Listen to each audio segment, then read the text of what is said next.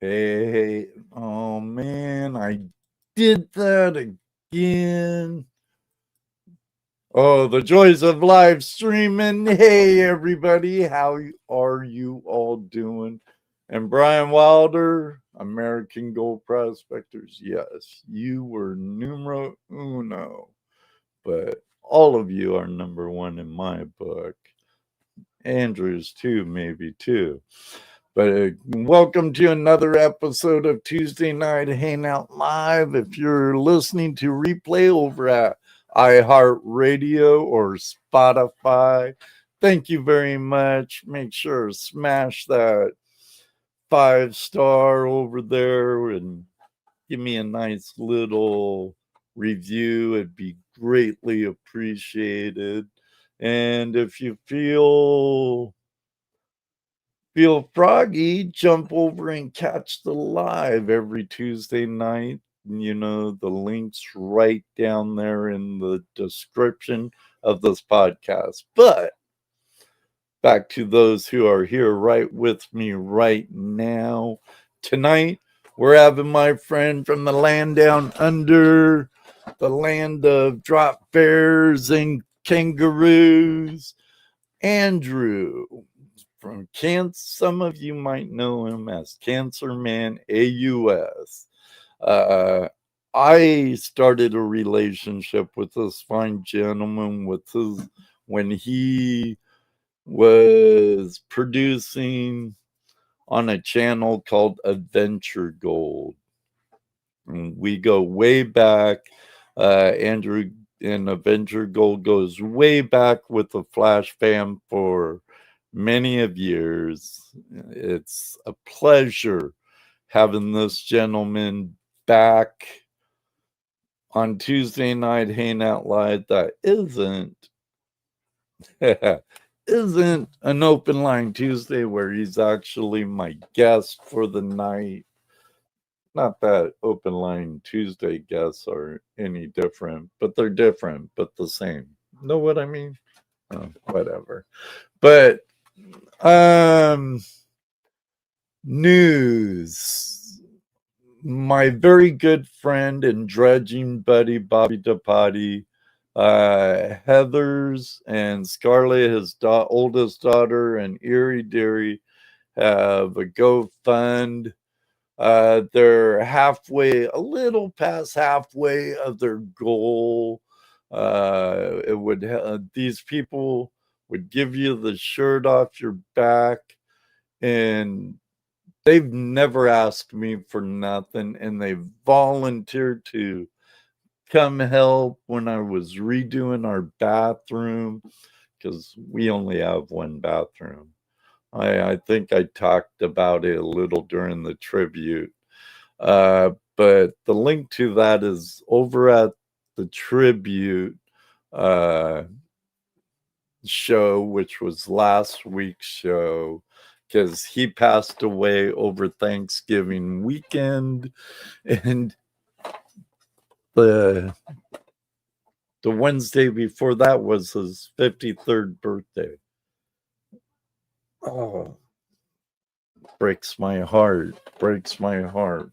But they're halfway there, so every little bit counts. Hate to be a broken record, but it's heavy on my heart and mind. They're great people. But what's new? I'm still working an hour and a half out of town. Beautiful country drive to work. But it makes my Tuesday nights tight. Hi, Gail. What you saying? Sorry for your loss. That is too young, and he sounds like he made a difference. And he was a great guy.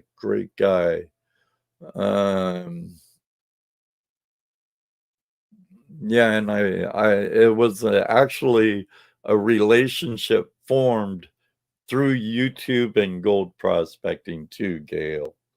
and I've known him for over a decade. Great guy. He will be missed. I hope I made a little bit of difference in him and Heather and Erie Deary's life, because they have touched mine and Judy's. But you're right there, Andrew. You're right there, and we'll be with you in a minute. But any news? I've been so out of the loop on this job since it's so far away from home. So, but I know Deej is 7,300 and something. Congratulations, Deej. Congratulations, in 7th year, I believe. Congratulations, Deej. Terry, good to see you. When I bring Andrew up, we'll say hi to each and every one of you. I'm at Vancrest, Urbana, Chris. Chris works for a masonry company we use quite a bit. He's a good old boy from right outside of town, not far from me, actually. So, but yeah, I am still in Urbana, Chris. Still in Urbana. 8 years. 7,350. Congratulations. Congratulations on 8 years, Deej. And Deej is awesome too. I've had the pleasure of having her come to Flash Bash, or not Flash Bash, but hang out with me at Gold Rush days and stuff. Actually, Deej, you might have met Bobby and Heather and maybe Erie Deary at Gold Rush days, because they would always come and hang out at my camp every year. Come and hang out my camp for a little while. Oh, you're in St. Henry?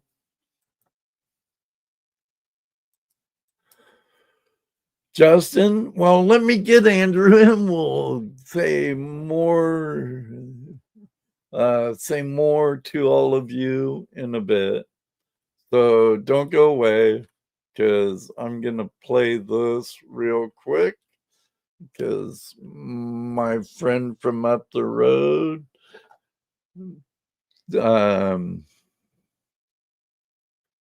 what does Joint Force Enterprise made the music for this, and his boys are backup singers, and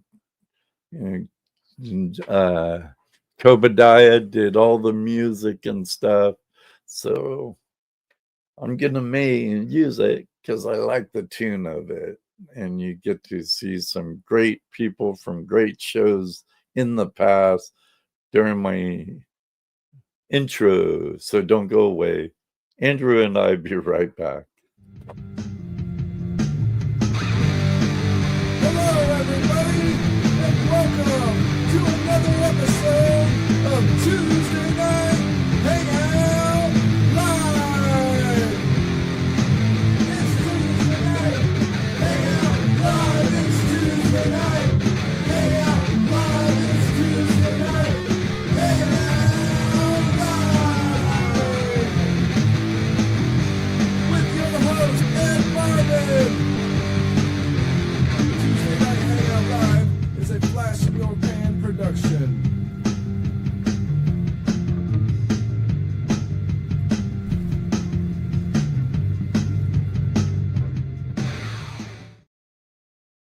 I'm so blonde, Andrew. I thought my introduction had past shows in it.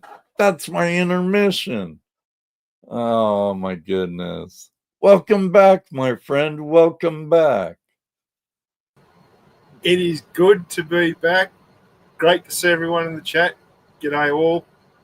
Good to be here. And we have all kinds of great people. Hey, Careless. Gail Deech, muscle up. I still haven't sent those out, but they're coming. So is yours, Terry. Good to see you. Who's all in here? There's Gail. Terry. Gail, what coin's that? Gail's talking to you. Gail. That's one of your coins. It doesn't come with all the yellow stuff around it, though. It's just the coin. That's Gail's coin. Gail win a coin off you. They're actually all going to come to you, Ed. They're going to come to you. It's going to come to your address, and you're going to distribute them. Oh, really? Really? Okay. And Terry's going to send some opals with the coins. Ah. Cool. Mm. Cool. He was saying something about opals when he was giving me his address the other night. Yeah. I need to get your address, Andrew. I don't have a fixed abode. I'm living in a caravan. I just travel wherever I want. You don't have a P.O. box or nothing? No, but I can find a friend that I can get stuff mailed to. Well, if you get a number of one of your mates, and he'll be a bloody good bloke about it,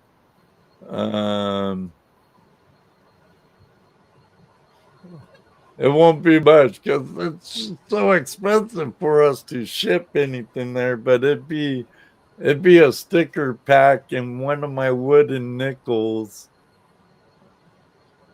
Look, the wooden nickel, that'd be awesome. Like that kind of stuff.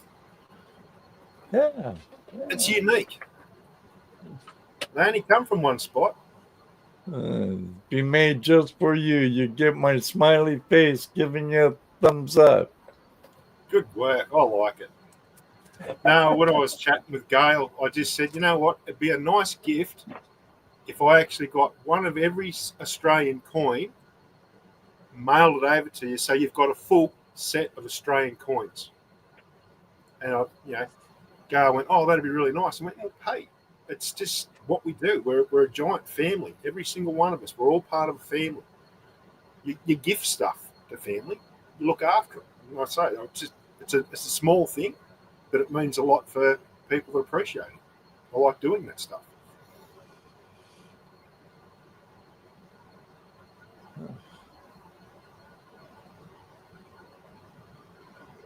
No, everybody touches someone some way. Probably said that wrong. We know what you meant. But yeah, oh yeah, and the camaraderie and just shoot, got a better community in here than what's in other places. Yep. 5 Mile Relic Hunter, good to see you. G'day.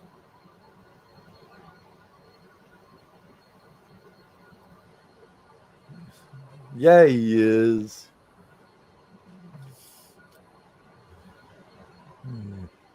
Yeah, I got some Aussie pennies that was found in a jar.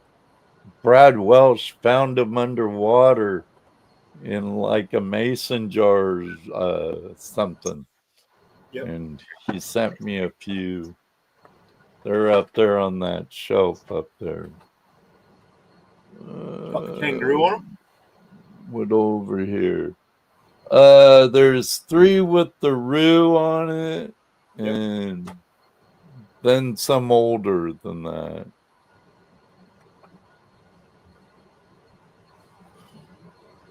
There's 2 different styles. Gail, I'm just looking at what Gail said. That's so amazing. Andrew is very kind. I'm kind to those that deserve it. And I say, I think pretty much everyone on here is, you're all good people. I mean, Ed doesn't have bad people on his show. Sometimes. Oh, they've come around, but this guy right here, Mr. Lodak, knocks them right out. I think he can read them before they're even coming. Justin, if I missed you, I'm sorry. Have a good night. 14 hours, night shift starting at 4:30. Be careful out there.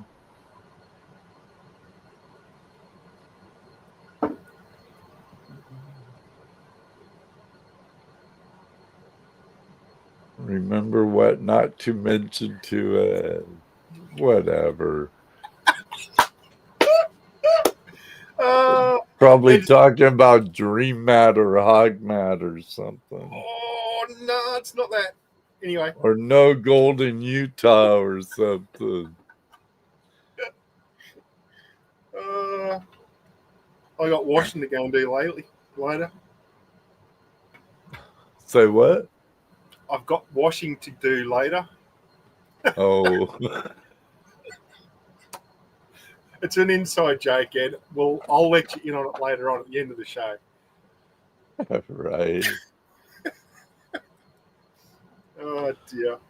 Well, one of the crazy things we're up to, Paul, is my friend Andrew over here has a really cool presentation. Besides being a recreational prospector, Andrew actually worked in a rather large open pit mine. And underground. It was also underground too, right? So he knows his stuff when it comes to hard rock mining. Was it placer or hard rock? Hard rock. That's what I thought, because you talked about it before. See, that blonde in me, Andrew. You can't keep blaming that, Ed. It works. What's the blonde stereotype? Okay, hey, so 406. I know how you going, buddy. Jeffrey, good to see you, my friend. Stacy.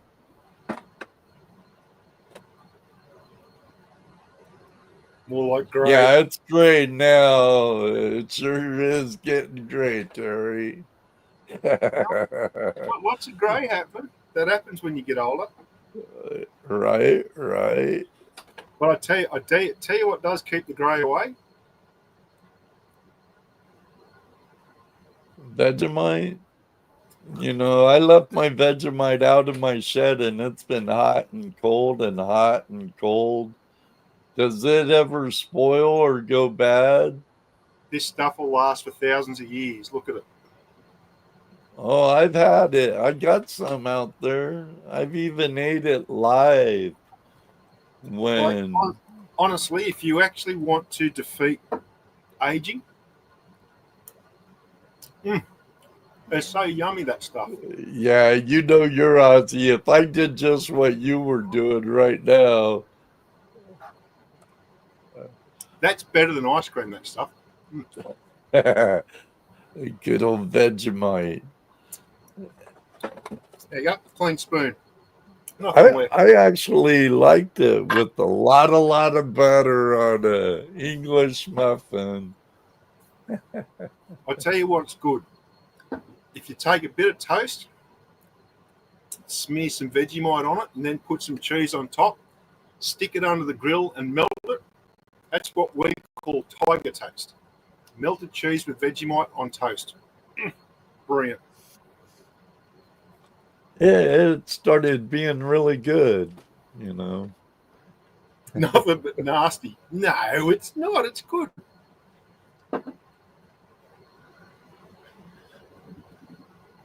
Yeah, we have something here that's its equivalent. Trying to think of the name, Andrew.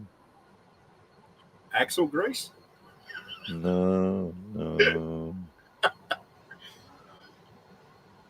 Marlite, more. Marmite. I It's called forget the Marmite. name. Huh? It's called Marmite. Yeah. A beer, a byproduct of beer. Beer. Oh, it was initially, but Vegemite nowadays, like commercial Vegemite, is actually manufactured product. It's not a byproduct of brewing anymore. But that's where it got its origins from. It was leftover brewer's yeast and all the sediments in the bottom of the brewer's tank.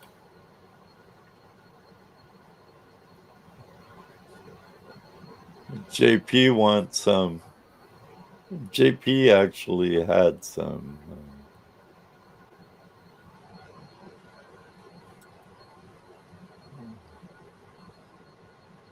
Love Grandma's Trotters. What's that, Stacy?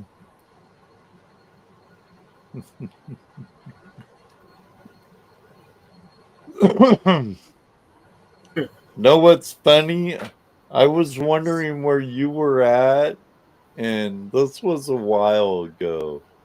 But there's a bloke from down under, and I was kind of like him. I'm like, where the hell did Andrew go? Where's the Venture Gold?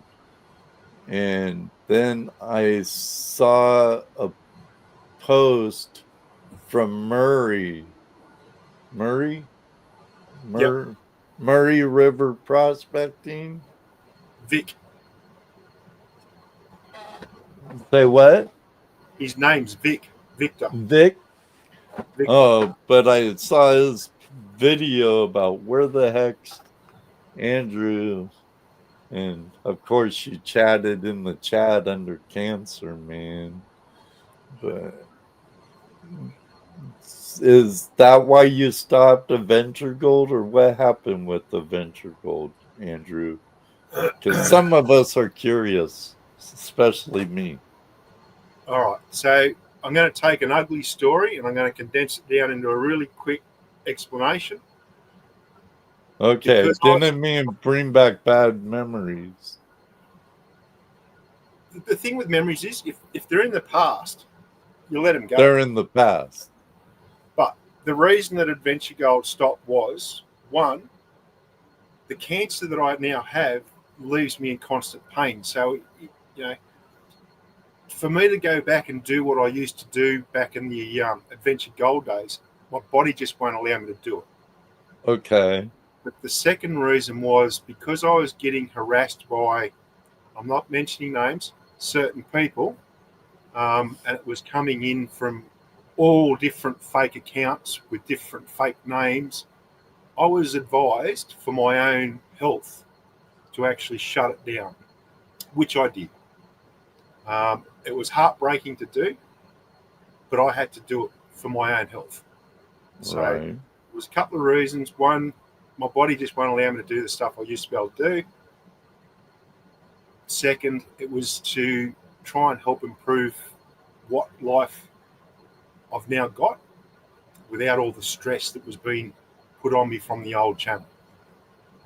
I can understand that, you know. It's just terrible. Some people can be so vicious. But like that's all in the past, and I'm glad to see you're back. So New and improved version. new and improved. I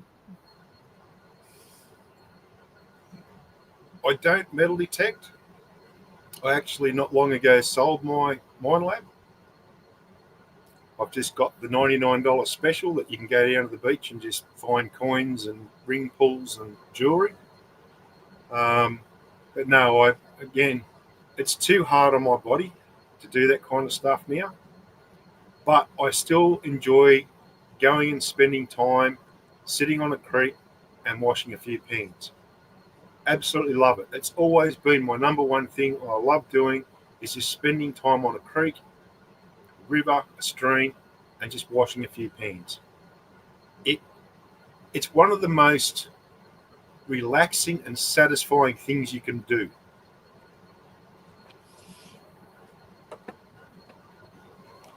I have to agree with you.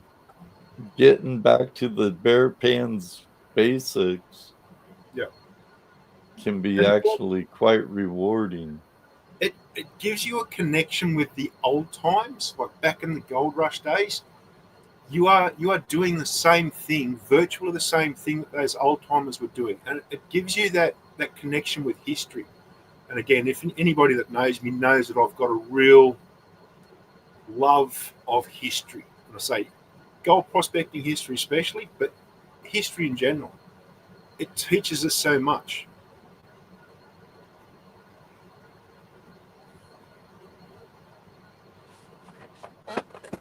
Oh, g'day, Heath. I think Keith asked Mr. Lodak if I had any squirrel moments. I've actually been learning a fair bit of geology stuff off Heath the last couple of weeks. Yeah, I've missed you when you've been in with the boys in Zoom over at Lodak Zoom parties at Gold Prospectors Space. I've heard you've been in a few. Oh yeah, I've been annoying that out of them. I'm just like, Gail is 100% correct. If you want to talk history, pick up a rock. Every single rock you pick up has history to it, and it has some amazing stories to tell. But you've got to learn how to read them. It's like picking up a book on a specific subject you've never read before. Most of it will go over your head when you read it. But when you actually learn to understand it, so like a rock, you pick a rock up and you look at it and go, yeah, cool, I know exactly when this rock was actually formed, what time it came from, and what was around at that time. So every rock you pick up has a story behind it. Yes, Terry, we have been having a lot of fun. I don't know what Heath's up to, but no, Yeah, Gail, I absolutely love rocks. So I've been called a rock licker more than once. I think a lot of prospectors kind of like rocks, just in general. Yeah, well, I say if you're India prospecting, rocks are again another one of these very valuable tools that you have in your toolkit of prospecting gear. But a lot of us don't utilize those tools to their full advantage. So they will point you to this stuff behind me. Oh yeah.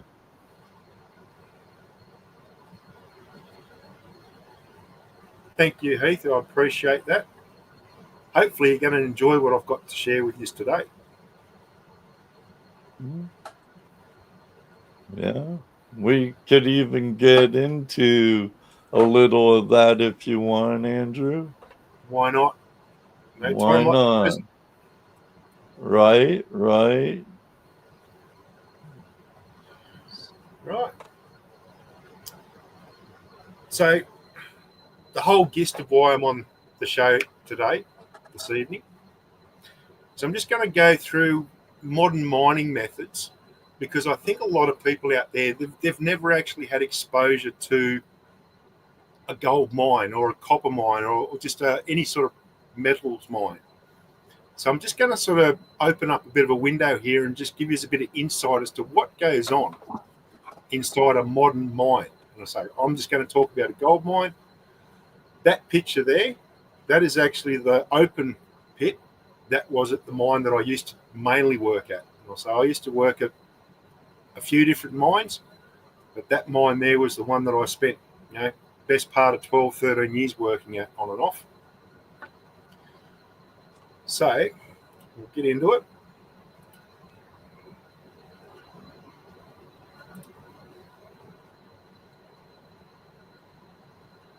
So, I mean, initially when you're going to set up a mine, you want to, where are we going to do it? So you've got to try and choose a location that's going to actually have enough of the metal that you're after that it's going to be profitable. If it's like going gold panning on a creek. If you go to a creek and it's not known to hold gold, well, you're likely not going to get a lot of gold. It's not saying you won't, but it's just a lot less likely. So, when you're choosing where to start a mine, you got to know what's there. Right. You got to know what type of minerals are present. Again, the geology of the ground. And I say there's a lot of importance with the geology side of it. Because I say it actually determines how you set up a mine and how it processes the ore. Some rock requires special treatment, which you can't do in normal processes. And another thing you got to look at again is your estimated amounts of minerals. I mean, there's no point in spending a couple of $1 billion setting up a mine site if the amount of minerals there is only going to last you 12 months, 2 years. Again, availability of required resources. You got to think about what that mine's going to need when it's operating. So it's going to need equipment. It's going to need fuel. Anything you need to run a mine. Water is one of the most critical things. Electricity is another one. And then the last thing, of course, is topography. And when I'm talking topography,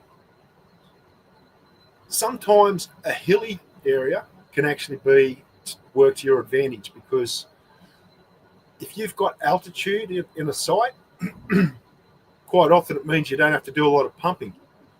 If you put a tank up on a hill, that means that water will run through gravity back down through your plant. So sometimes it helps to have hilly places. Sometimes it helps to have flat, because if it's flat, you don't have to spend a lot of money and use a lot of machinery to flatten out areas to actually build your oil processing plant. So that's one of the considerations. When you're going to set up a mine, is where are you going to do it? That's a pretty rock, isn't it? Ooh, that's a beautiful rock. Yep. Here, I'm going to make it maximum for a second so they can get a better eye at it. There we go. So while it looks really pretty, what you're looking at there is pyrite. Still pretty pyrite. Very pretty pyrite. That's not arsopyrite, is it? Yes, spot on, Ed. That's exactly what it is.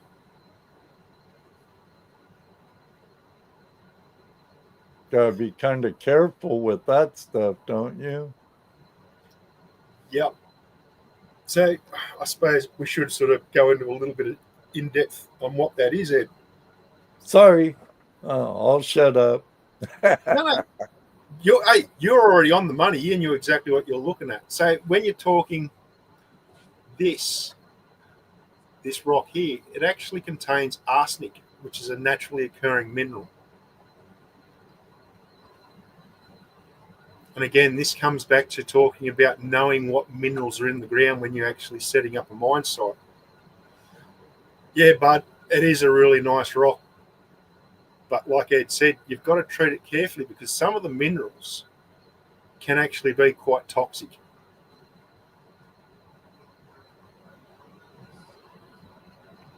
So again, knowing what minerals are in the ground will determine how you set up a mine, an operating modern mine.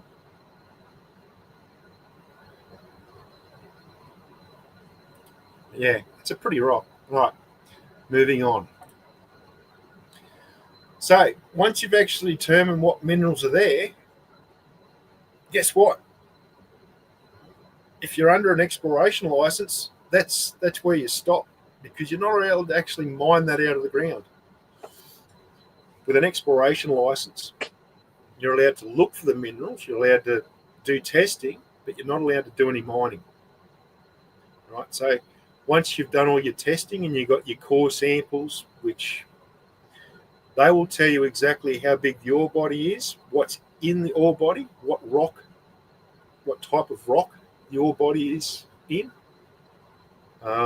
Then you have to apply for your mining license, which will then allow you to start digging that up and processing it to retrieve whatever the metals are you're chasing. So the whole time I'm going through this, I just want you to start adding up what you think this is costing, all right? Because at this stage, you're not getting a single cent out of the ground, right? This is all cost. It costs money to do drilling. It costs money to have people analyze the rock and tell you what minerals are in it. So as we're going through this, just keep adding up in your mind what you think all this stuff costs.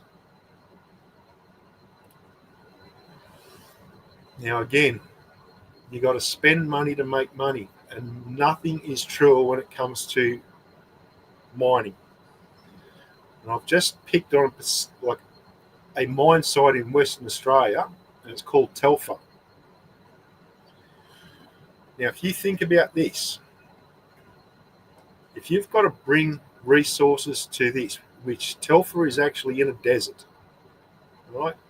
One of the main things you're going to need is water. What's the one thing that lacks most of in a desert? Anyone? Hands up. You heard them, class. Anyone there? Hello? Hello. Anyone in the comments? No? Okay. Water. You need water. And if you're in a desert, yeah, good one, Gar. Yeah, if you're in a desert, you've got to bring the water to the mine site. Water. That's be the one. So if you're a long way from your nearest water source, you got to build a pipeline. Because you're not going to truck it in, you're not going to train it in, you're definitely not going to fly it in. It's got to come by.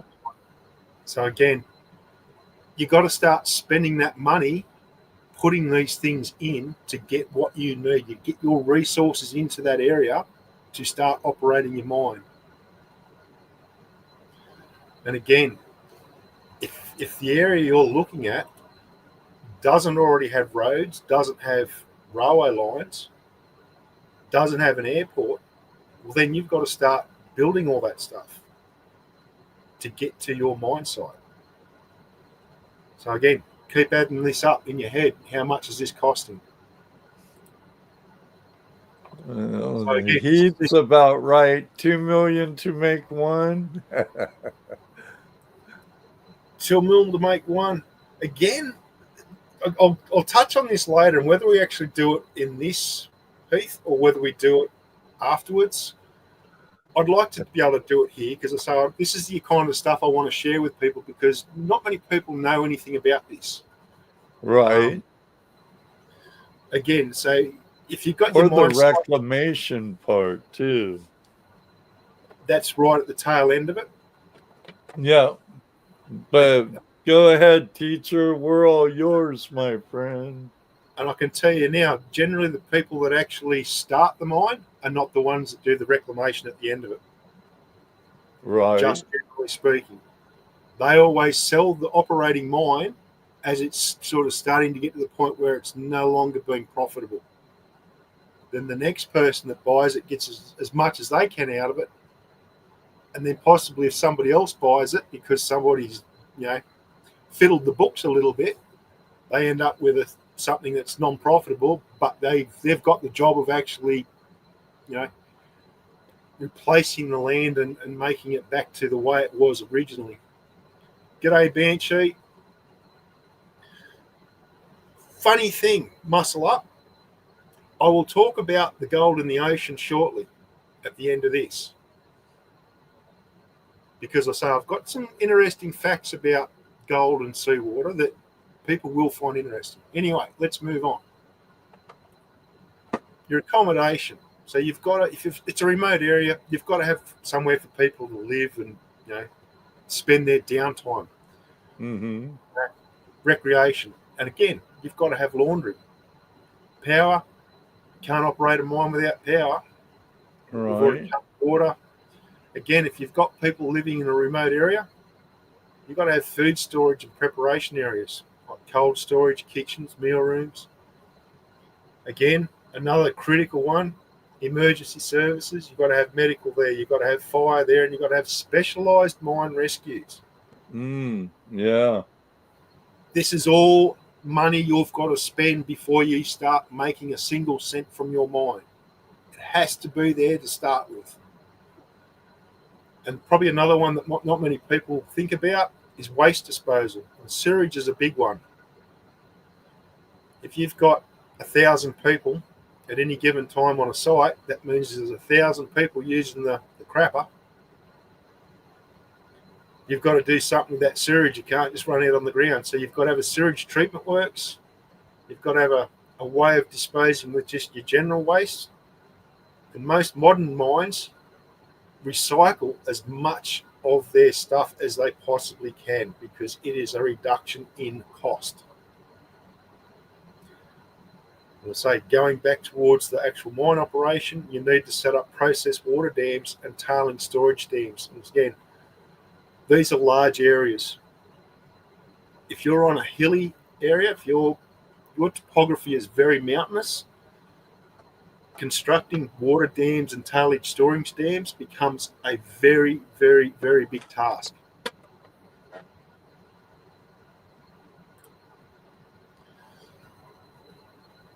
So now we're going to go into mine infrastructure. So you've got to get your equipment and your machinery to actually do your mining.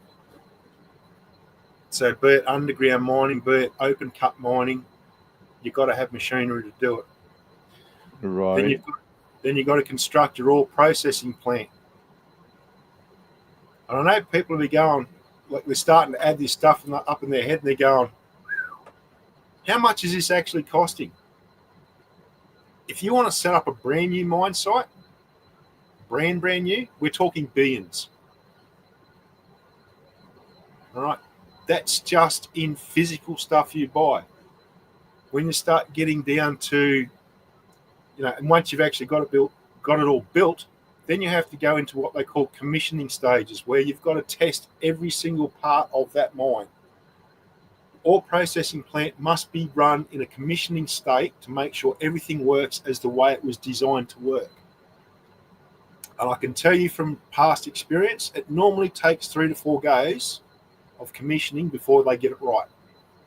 And again, you got wages on this, and you're probably putting product through. Normally they just test with water, but if you're actually testing machinery that's got to, use a product to actually work correctly, then you've got to use product. So again, it's extra cost. And then we get down to the really, really, really, really prickly part. Create and establish operating procedures for effective and safe mine operations. And as I've bolded that because this is no easy task for a new mine site. It's difficult. You can generally plagiarize a lot of procedures and that from other mines, but again, you're dealing in an industry that is very, very protective of the information they have. And I'm not going to go into a great deal of detail in these presentations because that would be remiss of me, because a lot of mining companies have spent a lot of money to get all these procedures and mining operation in documentation. It costs a lot of money to do it. So I'm not going to go into great detail of that, but just be aware that it's a huge cost. And then again, the last one there is construction storage facilities, because all mines have consumables. So if you've got a haul truck, you've got to put tyres on it. You've got to put fuel in it. You've got to do services on it. You've got to change the filters in it. This is all stuff you have to have before you start mining. And I say, if you look at your oil processing plant, you've got to have chemicals on site. You've got to buy the chemicals. They've got to be sitting there in the chemical storage tanks in bunded areas, ready to go. So again, cha-ching, cha-ching, cha-ching. Can you hear the coins? Can you hear the money adding up here? Right. This is all before you have made a single cent from the minerals in the ground where you're setting up a mine. It is a very, very costly exercise. Then, of course, right at the end of it all, you've got to put protective equipment in for personnel. Gotta have that PPE. Got to have the PPE. Last line of defense. The first line of defense is your brain. If for 1 second you think something is dangerous, stop. Don't do it. Have a really good think about it. Don't rely on PPE to save you. Right. But MSHA and OSHA wants that PPE. I'm sure you guys have some kind of mine safety organization that wants. So I'm just here we have OSHA for regular work and construction and stuff, and then we have MSHA for mines, and it's all safety stuff, and they like to fine severely. Yeah. Again, you've got to have the workers on your mine site. They've got to be there, you've got to be employed, and you've got to pay them every week. If you don't pay them, guess what? Next week, they're not going to be there. So you've got to have a large amount of coin already sitting in the bank to start paying these people, again, before you make a single cent from the minerals in the ground. Right. And quite often, a lot of these people, they've got specialised educations and trade skills, and they cost those people a lot of money to obtain. So their wages are going to be up there.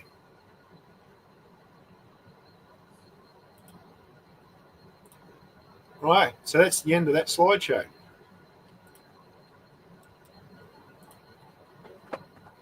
That was all of it? That was the first one. There's another 2 to go. Oh, okay. Well, we're almost to the top of the hour. If anyone needs to use the restroom or grab a quick snack or refill your glass or grab another beer, Andrew and I will be back in 2 minutes and 10 seconds. So don't go away. We'll be right back. Promise.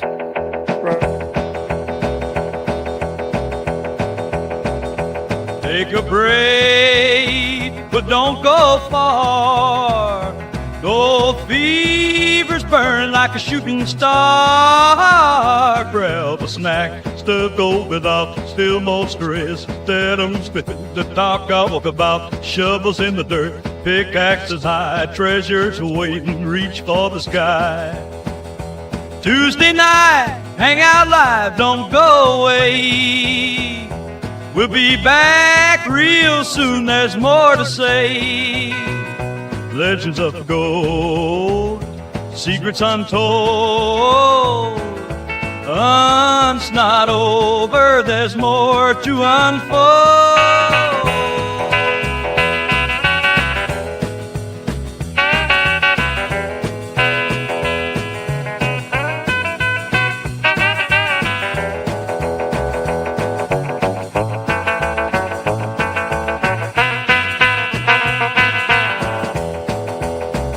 From lost mines to rivers wide, prospect prospectors digging side by side. Old time stories, Brenda do find skulls and treasure. It's the Richie High, so preacher time. Shovels in the dirt, pickaxes high, treasures waiting, reach for the sky. Tuesday night hangout live, don't go away. We'll be back real soon, there's more to say. Legends of gold, secrets untold. The hunt's not over, there's more to unfold. As Mother Sean LeBron has his finger on the hair behind, that's our gold.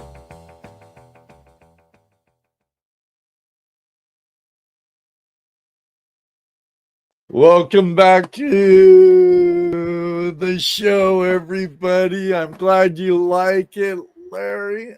Terry. So does Judy. She didn't really like my rock and roll one. But so I put this one.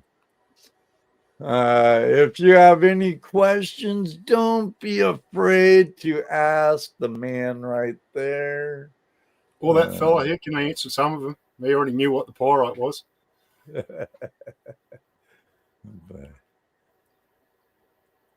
Why are there two streams? Because in my StreamYards, I'm allowed to stream vertically now and horizontal, Deej. You can do it when you set up your live stream. So here's a question. Wait, let me see. Jason AU asked one earlier, I guess. Let's see if we can find it. Going. How back far? I don't know. I'm looking, I'm going right back. Here. Going I back. think it is. So I see all these asks here. And Okay, no mine in Australia. What's the deal with that, Andrew? Do they really pay that well? The short answer is yes, they do pay well. But the real answer there is at what cost to yourself, because mining is a hard life. It's hard on your body, but more so it's hard on you mentally. So if you're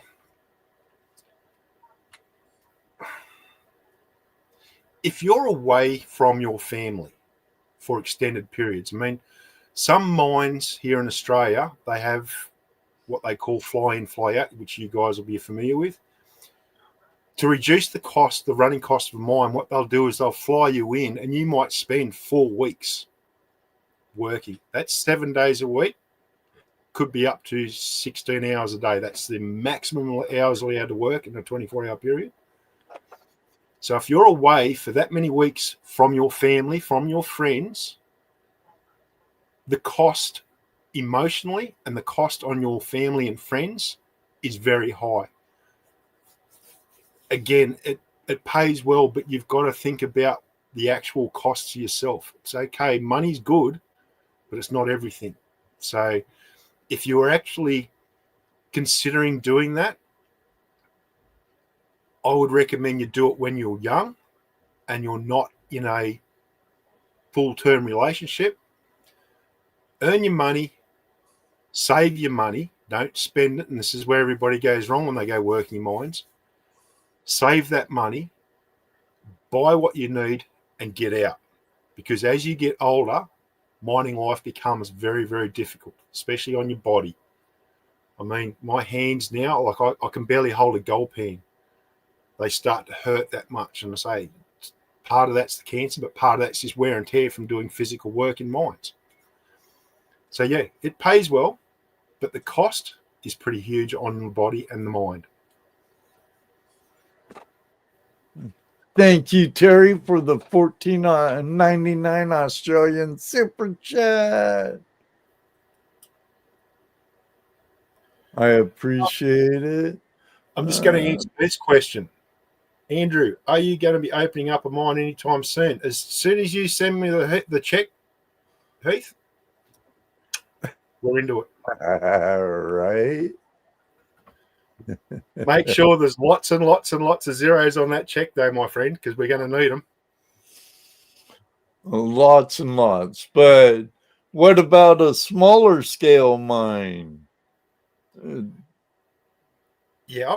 Again, you've got to look at the amount of mineral. And I'm not going to say gold because I'll touch on this later. The amount of mineral that's there. If the scale of your mine is small, then what you can process is small. True. If you look at the running cost over, let's just say, a month, and what you're taking out of the mine is less than the running cost, then you're wasting money. There's no point in doing it. You can sit at home and do nothing. Even if it's like free milling and you have your own ball mill or a stamp mill, and again, this is where you got to crunch the numbers, and this is where most modern mines, the people that do the crunching of the numbers, they never actually set foot on the mine. They sit in an office in a city somewhere, right, and they crunch the numbers for them, and that's where it starts costing money.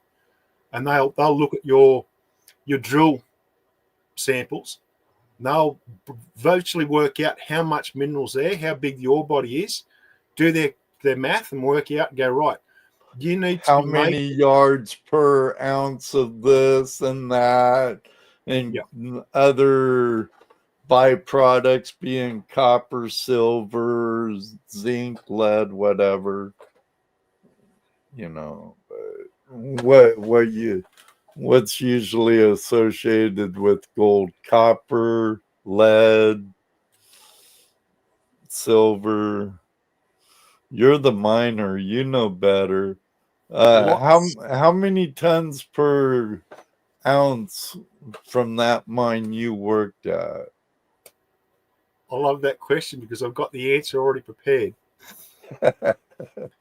So let's just, rather than talking grams per ton, all right, because that mine where I worked at, it was basically, and probably still is today, working on 1 gram per 1 ton of rock that is processed.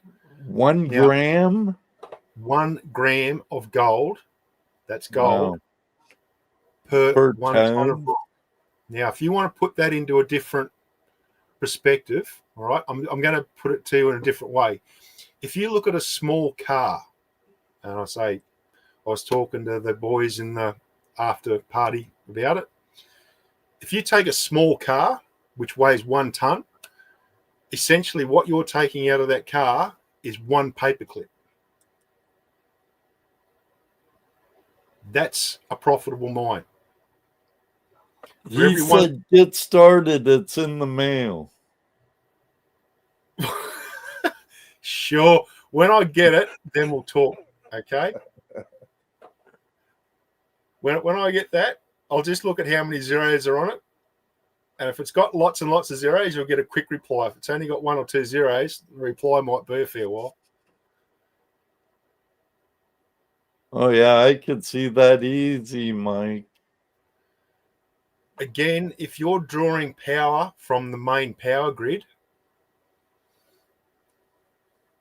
the mine where I was working at, when it was running at full capacity, was drawing more than 1% of the total state's electrical consumption. That's just one mine. And I can tell you now, the 3 monthly quarterly bill for the power was in the millions. So again, the size of your mine is kind of not really important. It's what you can actually get from the mine that is a saleable product that you have to compare to what it costs to actually operate the mine to get that saleable product. It's a balancing act. And I can tell you now, a lot of mines, they'll be operating today. In 2 weeks' time, the price of gold might drop, the price of copper might drop, the price of silver might drop. And it's more economical for them to go, you know what, let's just shut up shop and stop, because it's costing them money not making the money. So they'll stop until the price of that mineral goes up again. Right. Yeah. So yeah. Now, what was the priority mineral in that mine? Yeah, well, it's classified as a gold mine, but the most saleable product that comes from it is copper. Okay. Still a lot of use for copper. Without going into too much delicate information here. Are you still under a DNA? It doesn't matter where the gold comes from, anywhere in the Or world. an NDA? Specific DNA to it. But yeah, so what I was going to say is the copper from that mine where I worked at pays for everything. It pays for wages, the running costs, everything. The gold is all profit, 100% profit. Okay. Copper pays for everything. They should call it a copper mine instead of a gold mine, then. But it costs more money to run a copper mine because there's more legalities involved and there's more rules and regs. regs. Really? That's why it's actually licensed as a gold mine. The gold is a byproduct, but it's called a gold mine because that's what they are essentially mining. Okay. Again, so this is getting they're having a play on title for less regulation. Yeah, and I say I'm not going to go too much further into that because that's starting to get into the realm of talking about stuff you shouldn't talk about in modern mining. Right. We don't want you being disappeared or nothing. I don't want to get a knock on the door at 2 a.m. in the morning. Right. And not by officials, by people that are unofficial. Yeah, right. Yeah, because I say it's that there is the side of mining that everybody sees, and then there is the actual other side of it that nobody knows nothing about because it's all very secretive. That's where you make money in mining. Most of it's above board, some of it's not. We're not going any further.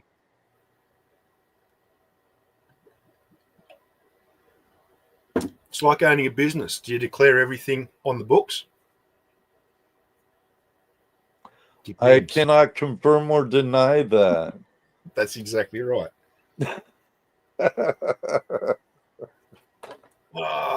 Now, I did see Gail did ask a question about locality, and she said because it looks close to the ocean. Yeah, I added up for a bit. Yeah, I've got it here. Even though the mine is in a desert, it looks close to a coastline. Is salt water ever used? Generally not, because salt water is highly corrosive and most stuff in a mine is made of steel. If you start using salt water in your mine processing, it's going to rust extremely quickly. If you look at mining operations that are very close to the coast, they spend an awful lot of money on, preventing rust, like rust prevention. So, descaling, neutralizing the rust, painting over it, encasing steel, trying to give it longer life. It is even if you could get away with like magnesium or zinc or aluminum, you have to worry about electrolysis then. A lot of chemicals that you use will actually attack aluminium and zinc coatings very, very quickly. It is actually more detrimental to have those coatings on within some areas of an oil treatment plant because it actually helps that stuff break down quicker. Excuse me. Ooh. Right. Yeah. So again, this is all stuff you need to factor in when you're starting to build a brand new mine site. You've got to know what's in the ground. You've got to know what sort of water you're going to use. All those things play a factor in how you set up the mine to run. Yeah, and then it wouldn't be feasible to make the salt water clean water and not for just mining, maybe in portions for consumption, but yep. So hopefully, Gail, that answers your question. But yeah, Possibly there are things you could use salt water for, but not many.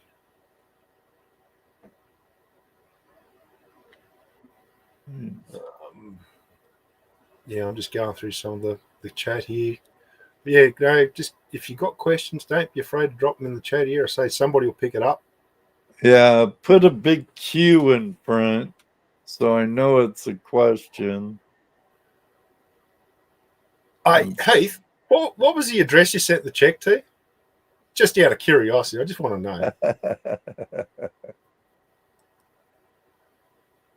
Now, is that a sulfide ore or free milling? Right, so that mine where I worked at has both, which becomes a bit tricky because I said this is, I'm going to cover that in the next two presentations. Free milling gold's quite easy because most of that is recovered through what they call the gravity circuit, which is essentially what all of us do on a weekend when we go gold panning and running a sluice or a high banker or dredging. We're just using a gravity method to retrieve whatever the free gold is there available. When you start talking sulfides, that's a different process, and I'm going to cover that a little bit further. Okay. Maybe not in this live chat, but maybe in another one next year. I might go a little bit further into that because I say there is technology and techniques in that we can actually utilize in weekend prospecting. And that's what I hope to do by talking to you about modern mining, is might actually help you recover more gold with your recreational prospecting. Very cool. That's the aim of it. My friend Sam Tuckerly, she might have missed it, but she's wondering how many hours were you working a day while you were a miner? Or typically, how long's your shift in the mine? 13 hours. 13 hours? 13 hours on site. Then you've got to put travel on the start of the day and put travel on the end of the day. And then at the end of all that, at the start of that, you've got to get up early. You've got to make breakfast. You've got to prepare your meals that you take. So in a 24-hour day, you don't get a great deal of sleep. You're up at 4 o'clock in the morning and you won't go to bed until 9:30 of the night. That's just a normal day. Right. Long day, Sam. Yeah. Again. Oh, Sam, you and James are doing a great job down at Vane Mountain, North Carolina, at the LDMA camp. If any of you all go down and visit Sam and James, say hi.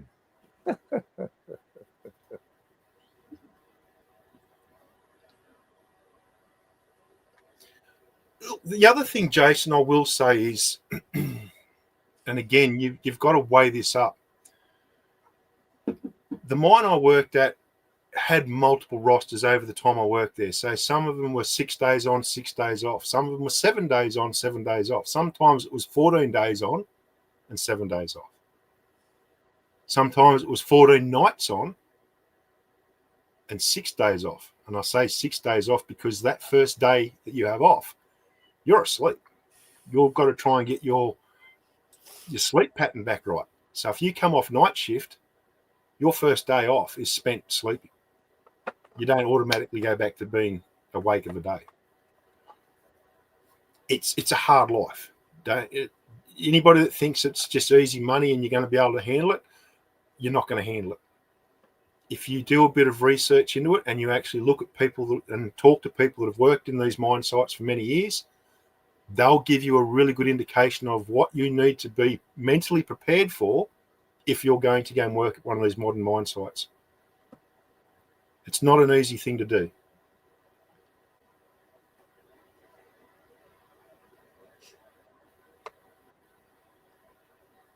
No, neither way it's easy.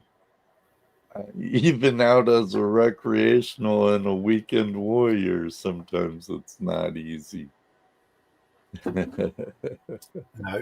But the thing is, when you're doing it on a weekend, it's something you enjoy doing. Right. And when you enjoy doing something, it normally costs you money to do it, but you're getting enjoyment from it. So you're getting value for your money. If you're really, really good at it, you might make a little bit of coin off what you find on a weekend. When you're doing it as a job, guess what? If you don't want to be there, you got no choice. That's your job. You have to go there. Right. You might get a job where it's working out in temperatures that are below freezing. You don't want to do it, but guess what? That's your job. You've got to do it. Be prepared, my friends. If you want to go into the mining industry, you'll make good coin, but be prepared. You're going to have to work hard. And then there's like those miners in South Africa that are like 1.5 miles underground, and it's 120. In South Africa, they're down to 4 kilometers in depth. Now 4 kilometers? That's getting to the point where they're struggling to actually control the temperature down there in order to have people there working.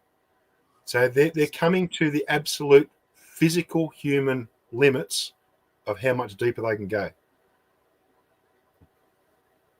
But that's 4 kilometers down, that's the deepest mine that I know of. In the world, isn't it? Yeah. South Africa. And I say 4 kilometers deep, and the ground is that hot down there that you can't spend much time there in areas that are not got good ventilation, and that ventilation is being artificially cooled. Yeah, you're right, Jason. It's too hot. And I say, if you are down there, and let's just say the ventilation system fails,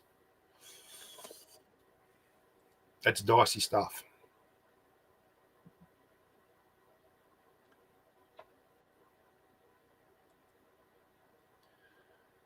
Yeah, what Terry just said there, if you're a fly-in, fly-out worker in a mine, generally the mining company will pay for all or part of your airfare. What, they would have people like down in Melbourne or Darwin or something, or Sydney, fly over there to work on a shift? So this is where they start the number crunchers that sit in offices that never set foot on a mine. They go, hey, they talk to the mine operators and they go, or the mine owner, and they go, it's costing too much to fly these people in and out every week. And then they go, oh, okay, well, we'll just bring them over for 6 weeks, put them in what we call a donga, which is just basically a transportable building. That's a bedroom and that's it. Right. And they will spend 6 weeks living inside that little dog box. And then go back home for a spell, then come back. Correct.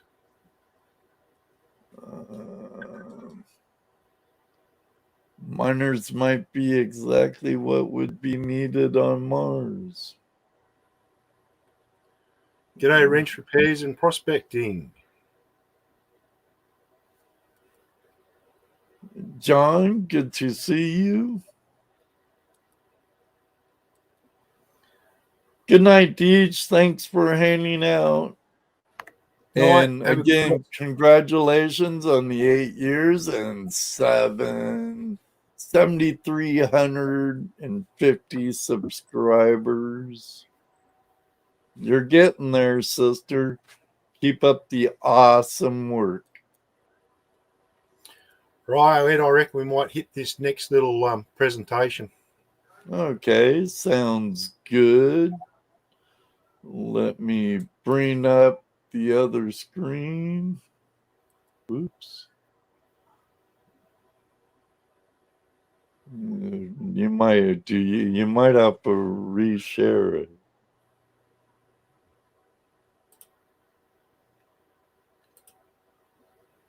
Yep, I do.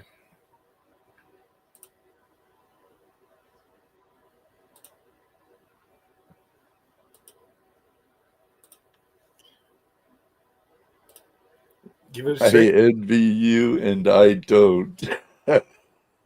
Right. right. It's just got to load. Once it loads, it'll be right. It's coming. I can see it. Whoop, here we go. All right. Now make your end big.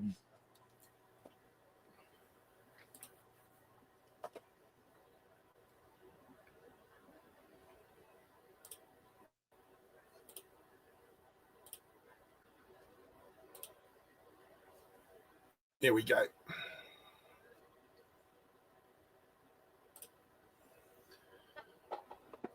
Right, so we'll just move on now.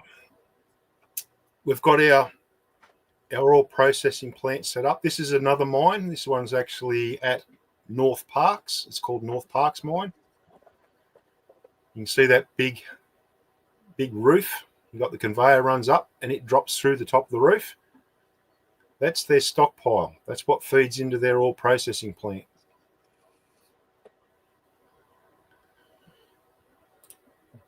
Right. So with modern was mines, that a cyanide vat? I have to come back to you on that one. I can't remember actually the process they use there. Oh, never mind. My bad. Sorry, Andrew. That's all right. I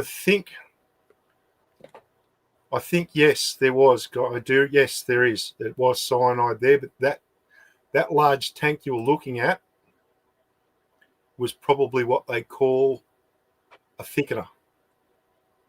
That's what they use to basically separate the water and the waste rock.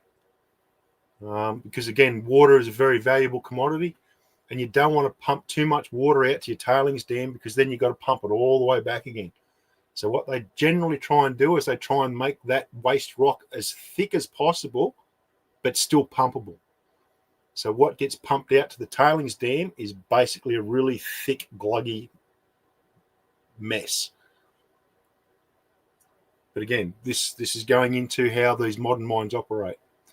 Right. Very, very important.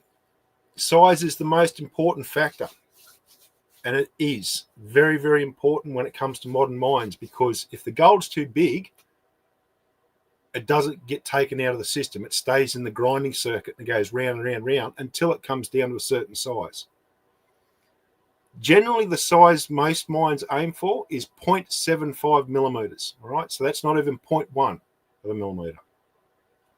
So if you were to take 13 pieces of gold that are 0.75 of a millimeter, you'll get 13.3 pieces of gold on the head of a sewing pin. That's about the size of the gold that they aim to get. Talk about gnat poop. Fly poop, gnat poop. What's smaller than a fly? A gnat? A no-see-em poop. A gnat poo would be pretty small.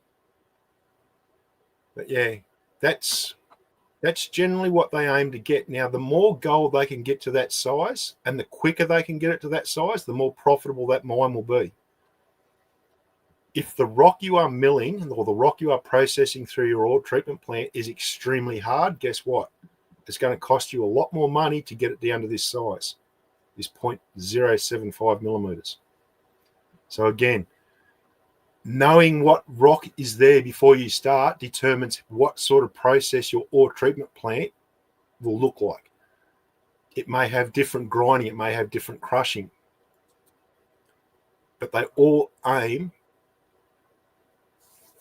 how many tons per day. It depends on the mine, it depends on the rock. It's not like Heath, it's not small. Like this is the ultimate size. This is what they aim to achieve.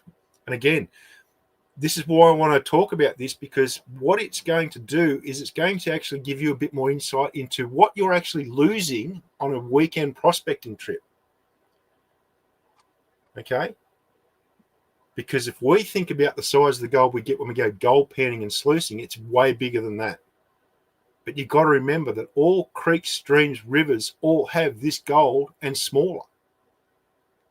We do have the means of retrieving it, but we've got to change our techniques. We've got to get away from what's been done hundreds of years ago and start looking at what they do in these modern mining methods and going, can we utilize that on a weekend prospecting trip? Well, the short answer is absolutely we can. That's why we do these presentations. It's to try and bring a bit of the modern mining techniques and put them into weekend prospecting to actually increase the amount of gold that you guys recover when you go out on a weekend. And I will explain how to do it. But I just want to go through exactly what a mine does, a modern mine, because I say they make millions and millions of dollars every year off gold that is 0.075 millimeters. All right, that's what I'm trying to hammer home to all you weekend prospectors. All that really micro fine gold is out there in the creeks, rivers, and streams. It's just that we're not set up to capture it yet. But I'm going to try and change that. Right. I said try. I didn't say I would. So here we got some crushers. All right. Hands up. Who can tell me what sort of crushers we're looking at? We've got 3 different types of crushers. Jaw crushers. Answer now. Go. Go. People are frantically typing. I can hear the keys clicking away frantically. Come on, answer the question, people. The more we have people interacting, I think the better it is. Impact. All 3 of them are impact crushers. Correct. Impact. Brad says. Rocky Mountain Prospector. Rightio. Looks more like jaw crushers than an impact mill. There's a jaw crusher in action. Ta-da. Ta-da! Chomp, chomp, chomp, chomp. So that's exactly why they call it a jaw, because it's just like, when you're eating food, it chews the food up smaller and smaller.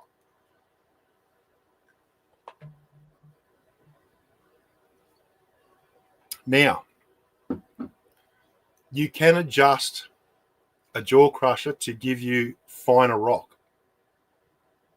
Okay, so that little hinge point at the bottom, the little black box with the shaft going out, that you can adjust in, which will give you a finer crush come out of it. But again, this is where you've got to start weighing things up in your process, because if you want to crush it smaller, that means at the end of the day, you're probably going to run less tons because you're trying to crush stuff smaller, which means it has to stay in the crusher longer, which means the electric motor runs for longer to crush less material.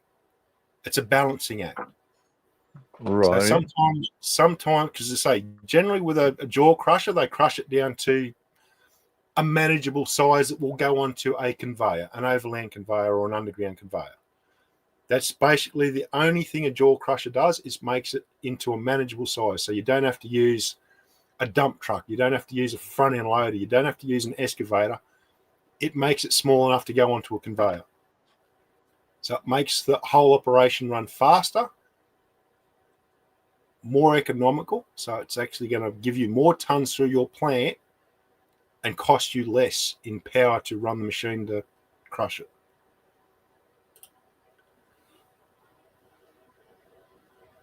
This is a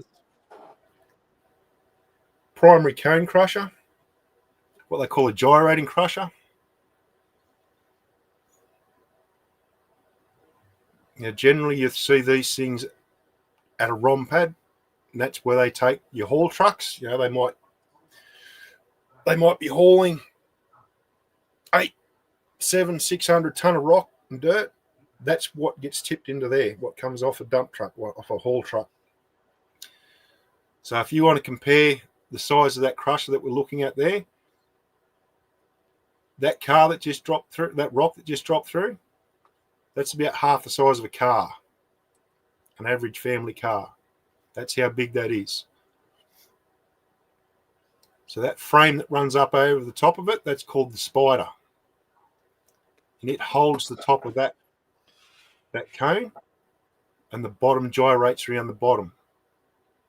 So as the rock falls down through that funnel, the funnel gets narrower, and the cone in the center gets wider, so the rock has to get crushed smaller to fall through the bottom. Very expensive to run. All of those liners around the outside need to be replaced. That cone in the center needs to be replaced because it all wears out. And this is a secondary cone crusher. Slightly different because you don't have a spider over the top. You've got what you call the bowl, which is on the outside, and that's what the rock's feeding into, what they call the bowl. And the gyrating part in the middle is called the mantle. And it moves from side to side, and as it moves from side to side, it crushes the rock smaller and smaller until it finally goes through the gap at the bottom. Now again, to adjust the size of the discharge coming out, what they do is they screw the mantle upwards. So there's just a big giant thread that's run hydraulically, and what they do is what they call gapping it. So you'll take a virtually like a lead fishing sinker, but a really large version. They put on a bit of string with no rock running through the crusher. They'll open up the access hatch. They'll chuck that in, and it'll go thump, thump, thump, thump, thump, thump, thump until the bit of lead drops through, and then they pull it back up. You'll turn around, and normally they're close to where your little access hatch is. They've got a gauge, and they'll push that lead onto each of these little gauges until it fits in, and they go, yep, that's the size we got. That's what the size we're after. That's it, it's set. And then they lock it out at that.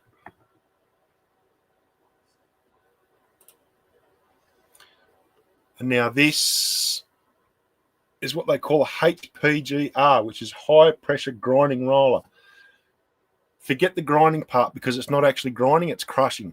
Again, it's using impact. You're trying to take a big rock and you're going to force it between two really, really, really low spinning, low RPM turning rollers, but they're extremely powerful. It takes an awful lot of rock to stop them. So essentially it just squashes them into smaller and smaller rocks.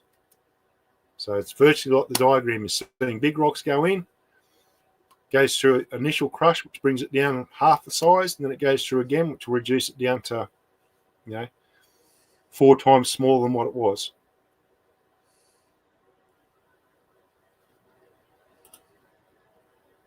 And now we get into the grinding stage. So your big orange drums there, they're ball mills. Now, does anybody want to have a guess at what the autogenous grinding, what that actually means? Because I know a lot of people are going to go, what the hell is semi-autogenous grinding mean? Anyone want to take a stab at that before I answer it for you? Come on, take a guess.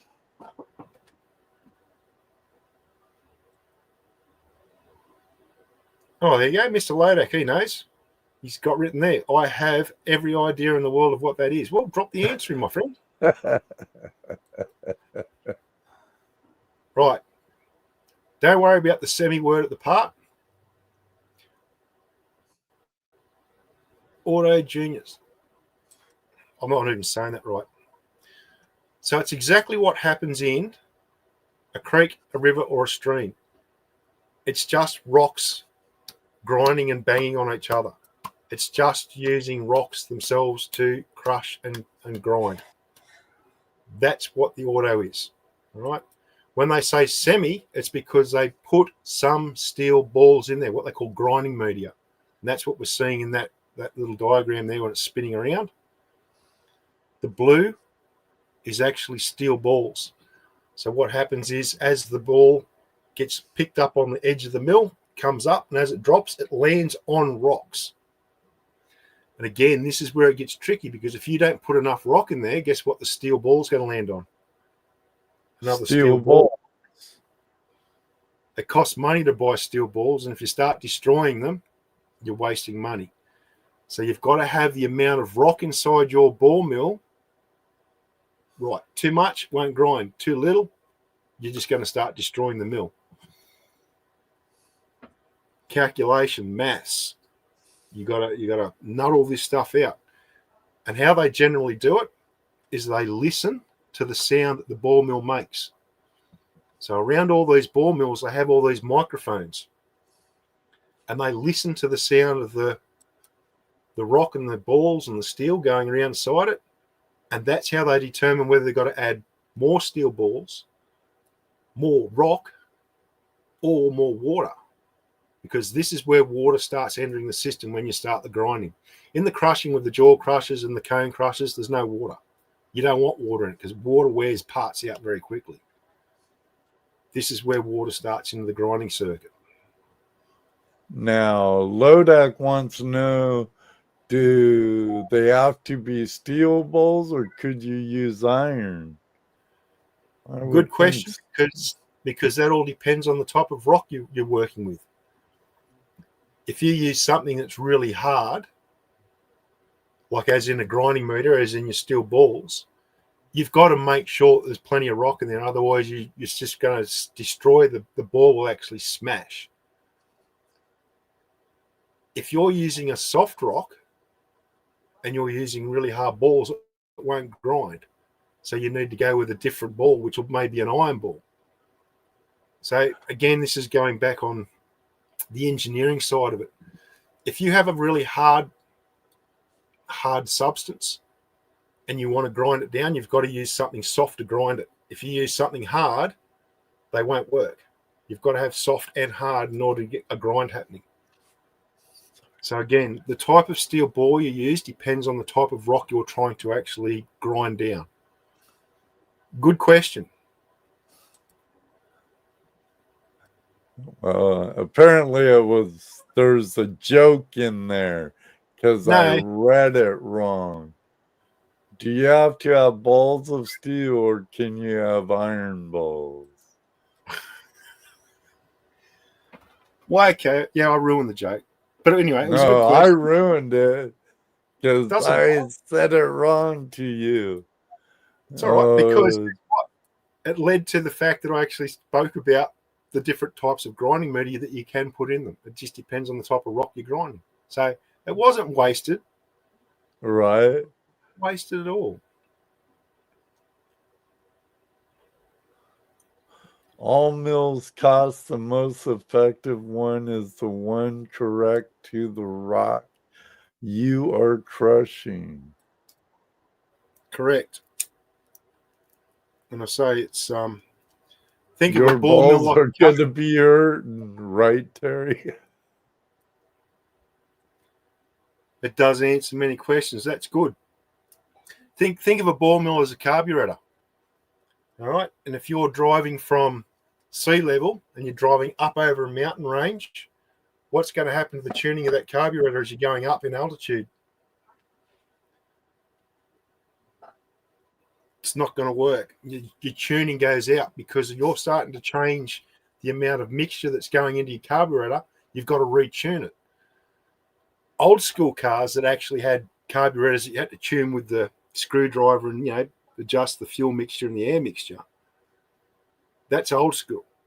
New cars work off your oxygen sensors. They've got an oxygen sensor on the intake side and you've got an oxygen sensor on the exhaust side, and it measures the amount of gases that are going in, so your oxygen and air, and it's measuring the gases coming out, and it tunes the car automatically as you're changing altitude. Ball mills, you have to actually go and physically do tests on the rock. You have to look at what the grind is coming out to determine whether or not you need to change. You need to tune your mill. There's a lot of science in this stuff, and I'm not going to get into it because it gets boring. Yeah, how they actually operate these things is they listen to the noise it makes. That's how they determine what to do with them. That's primarily what they do. They listen.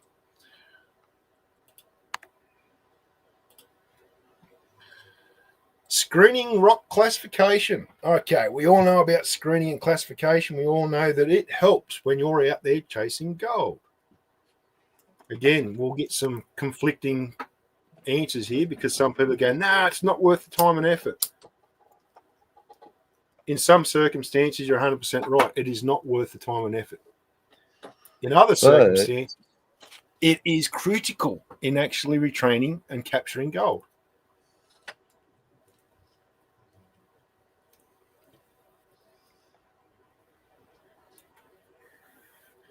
And again, this is where size is critical. You've got to separate everything into its size, right? Anything that's oversized goes back into the crushing and grinding. Anything that's undersized doesn't need to go back through crushing and grinding because that's just wasting money. You need to separate it and put it further down the system. So classification in a modern mine is essential to actually making money. It's how you make your ore processing plant run super efficient. Yes, it costs money to run a screen. Yes, it costs money to actually buy these screen panels and replace the decks in them every so often. But it's offset by your throughput because your throughput will increase because everything that's going into the mills is the correct mixture. It's got the right mixture of large rock, medium rock, small rock, and dirt. And that's, again, there's a lot of maths involved. There's a lot of number crunching. And there's a lot of continual daily checking of what's going in and what's coming out of a mill. So they might look at what's coming out of the discharge and going, whoa, we're getting way too much large rock coming out and we're getting nowhere near enough slurry. So they'll go, right, so when we start feeding that mill, we're going to stop putting as much large rock in and we're going to start feeding it with more small stuff. So that's where that's, tuning the mill, getting the feed rate right, getting the feed recipe right, getting everything just right. So you're optimizing the maximum amount of material that your mill can process. Too much, too little, feast, famine. It's got to be just right to actually get your gold, to make it profitable. Right. And that's why they use different crushers. You got a primary crusher, you got a secondary crusher. And then, I don't know if everyone's read that slide. Hopefully they have. There's a vibrating screen. Normally they set them up just after a crusher. Coarse material goes back around. It goes back through the crusher again. Fine material gets sent further into the system, further on through the feed process.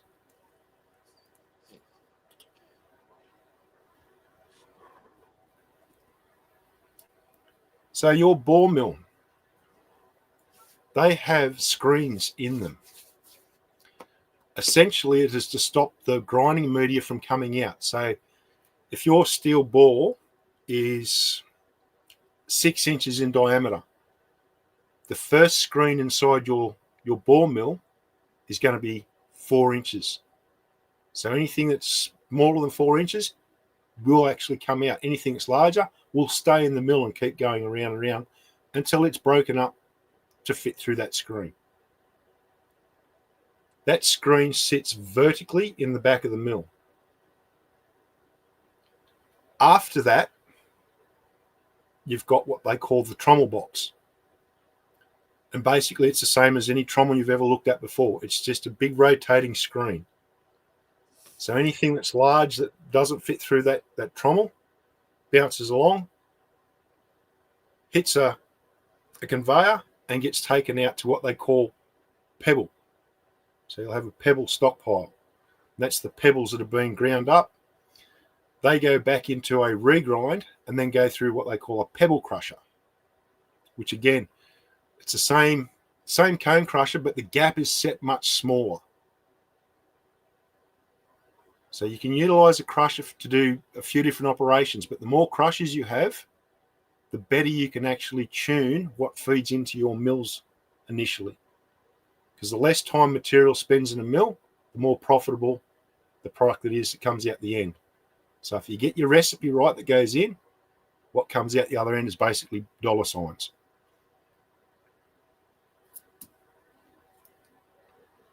So again, classification, size is critical, absolutely critical in maximizing the amount of recovery and minimizing the amount of cost.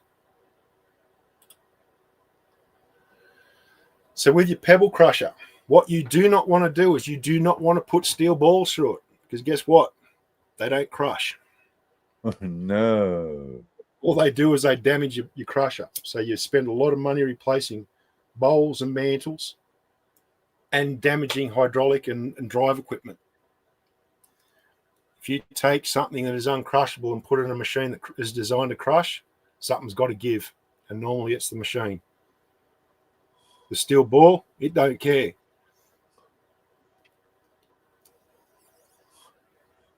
So what you're looking at there is just a big rotary magnet that hangs over a conveyor where all your pebbles are running along.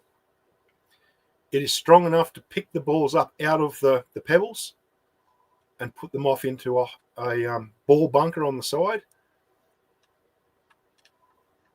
Sometimes they will reuse the balls. They'll put them back into the grinding circuit. Most of the times, that is just waste. What you see going off there down that chute is just waste product.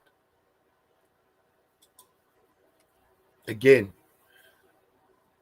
if you're getting a lot of steel balls coming out in your pebble, that means you've got not enough rock going into your mill, because what's happening is the steel balls are getting worn very quickly. They're not actually landing on rock, which is softer than the steel or iron, depending on whatever media you're using. So that's the end of that slideshow. Very cool.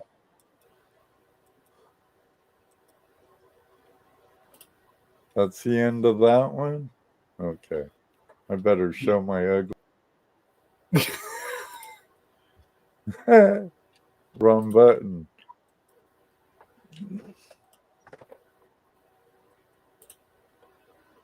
Bravo. So I'm getting ahead of the game here. I'm preloading the last presentation. Thank you, Mary.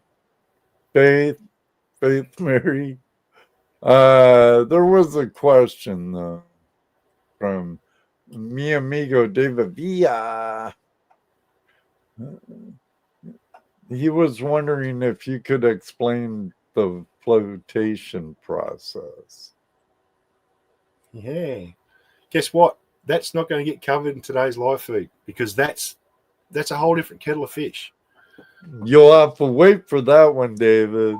And you'll never guess what was going through my mind. I will cover this presentation. I will cover flotation very briefly at the end of this. But when Ed just says that, we're going to wrap up within, 10 minutes, that's when I'll cover it. But it's only very briefly, because it's a whole nother beast. But this is where you recreational prospectors are going to go, the light bulb is just going to go, boing, and you're going to go, holy cow, I could have been doing this all along for all these years, and I could have been recovering all of that gold. Yes, you could have. This is why I'm doing it. I'm introducing modern techniques to recreational prospectors, but I want you to do it in a responsible way, and that's the key word, responsible, because when you start dealing with flotation, you're dealing with chemicals. Right. All right. But at the end of this, I'm gonna give you a crash course in flotation. Anybody that plays with black sand is absolutely going to love what I'm going to tell you at the end of this. Absolutely love it.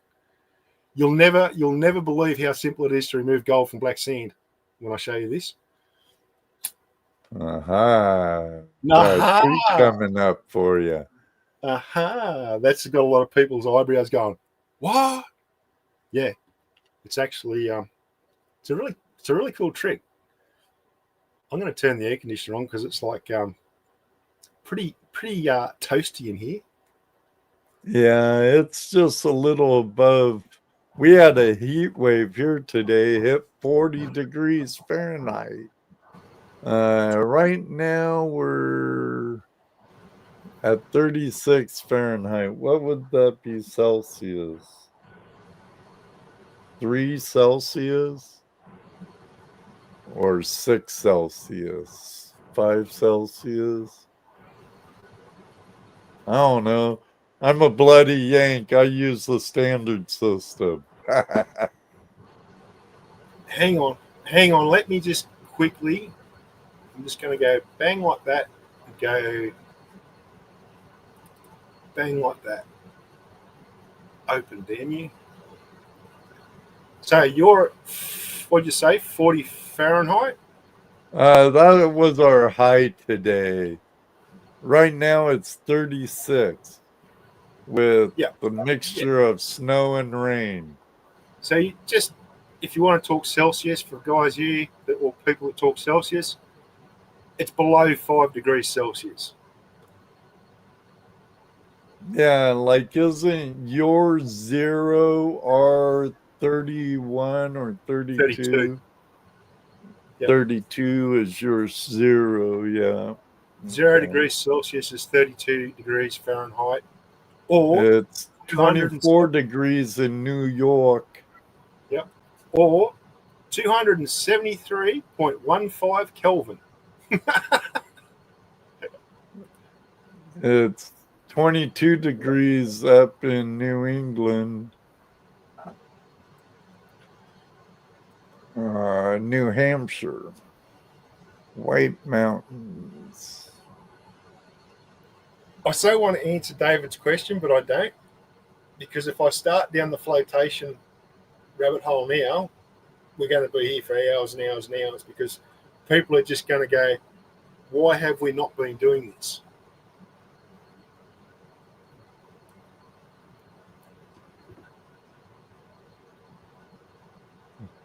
So,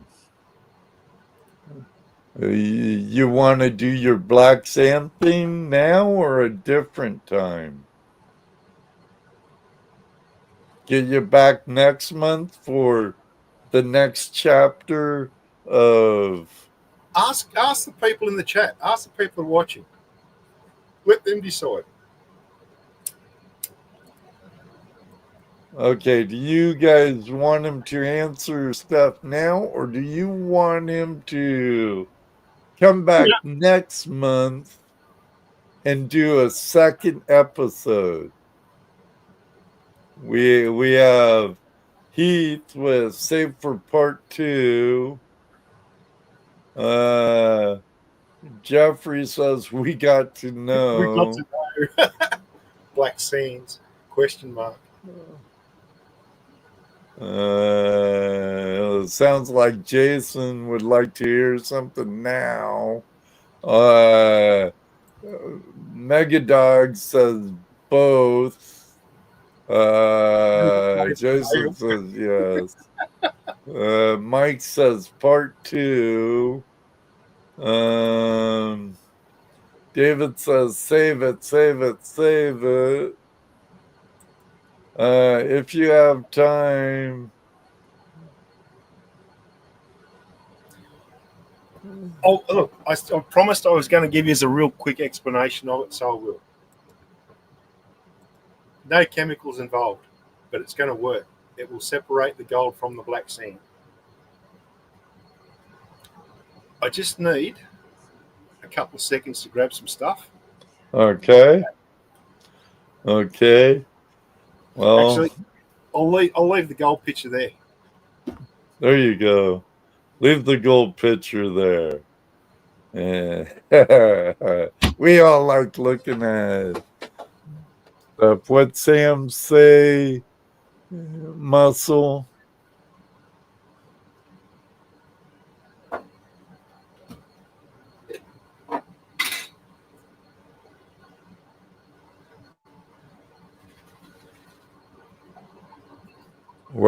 It's coming, Sam. It's coming. Okay, now everybody. I think I'm going to do a poll in the regular chat, not in the vertical. So if you want to participate in this poll, you have to go to my other feed if you're in the vertical. So let me see. Will it make... I have to go down here, add a poll. There it is. Okay, look, the thing with magnets, hematite, magnetite. If you use a magnet to try and separate, your gold particles are going to come with it.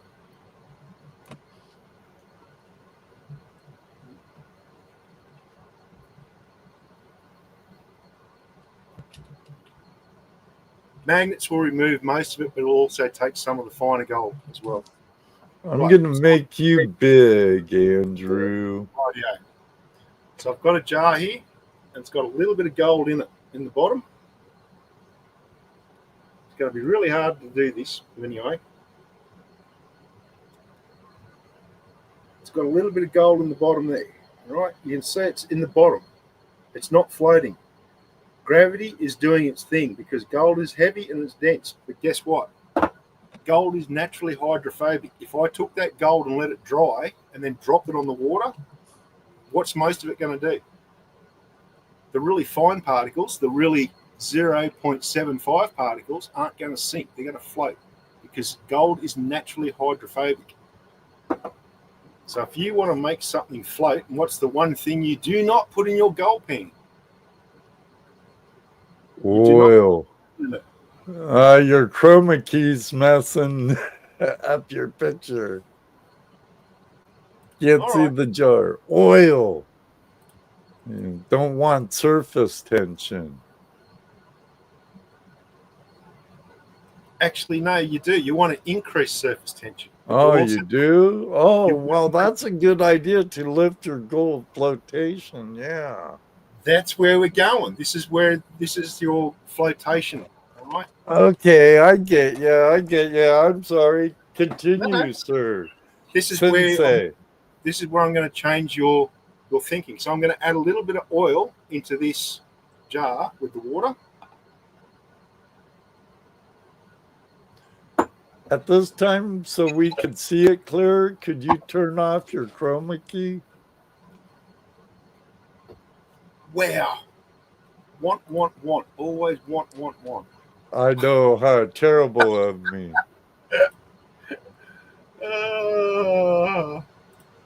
Right. So I'm just going to add a bit of oil, just cooking oil, all right? Completely biodegradable. It won't harm the environment. Vegetable oil. So I've just put a bit of oil in there. And that oil is floating on top. The gold is still sitting on the bottom. But if I do this,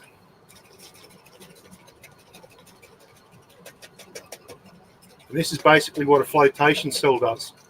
It uses air, and it's what they call a collector. That's the chemical agent that clings to the gold. And then they use another chemical called a frother. And when the air contacts the gold that's got the collector on it, the air and the collector bind together and it makes the gold float. And this is what we're doing in a flotation circuit. We're actually not making the gold sink like we do when we're out prospecting. We're making the gold float. And when we're talking ultrafine gold in a creek or a stream or a river, you can't get that when you're gold panning. You can't get that when you're sluicing. You can only get that when you float the gold. Now straight away I'm looking in there and there's gold floating on top because the oil has contacted the gold.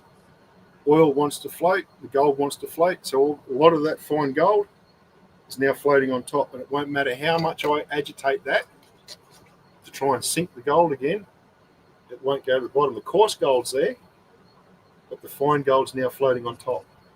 That's a very quick demonstration. If you have a whole heap of black sand and you've got fine gold in it, my advice to you is put a little bit of oil in there. Mix it together thoroughly. Really, really thoroughly. I mean, if you want to make it work super good, dry everything out before you add the oil. So drain all the water out of your black sand and gold. Make it super dry. Put the oil in. Stir it with a stick, stir it with your finger, whatever. But just make sure everything is coated in oil. Add water. The black sand will stay at the bottom because it's not hydrophobic, right? It doesn't want to float. But gold is hydrophobic. It wants to float. That's my little tip for you. That's an introduction into flotation. Tamara.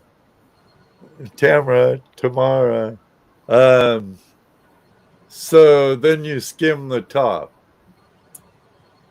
Yeah. So with that demonstration, what you would do is you would just slowly add water into it, but you'd sit that jar into another container. You would slowly add water into it, and as the water level come up and it run over the top, the gold would run up and fall into the other container. There you go, Miner Ma. Leaving the black sand in the original container.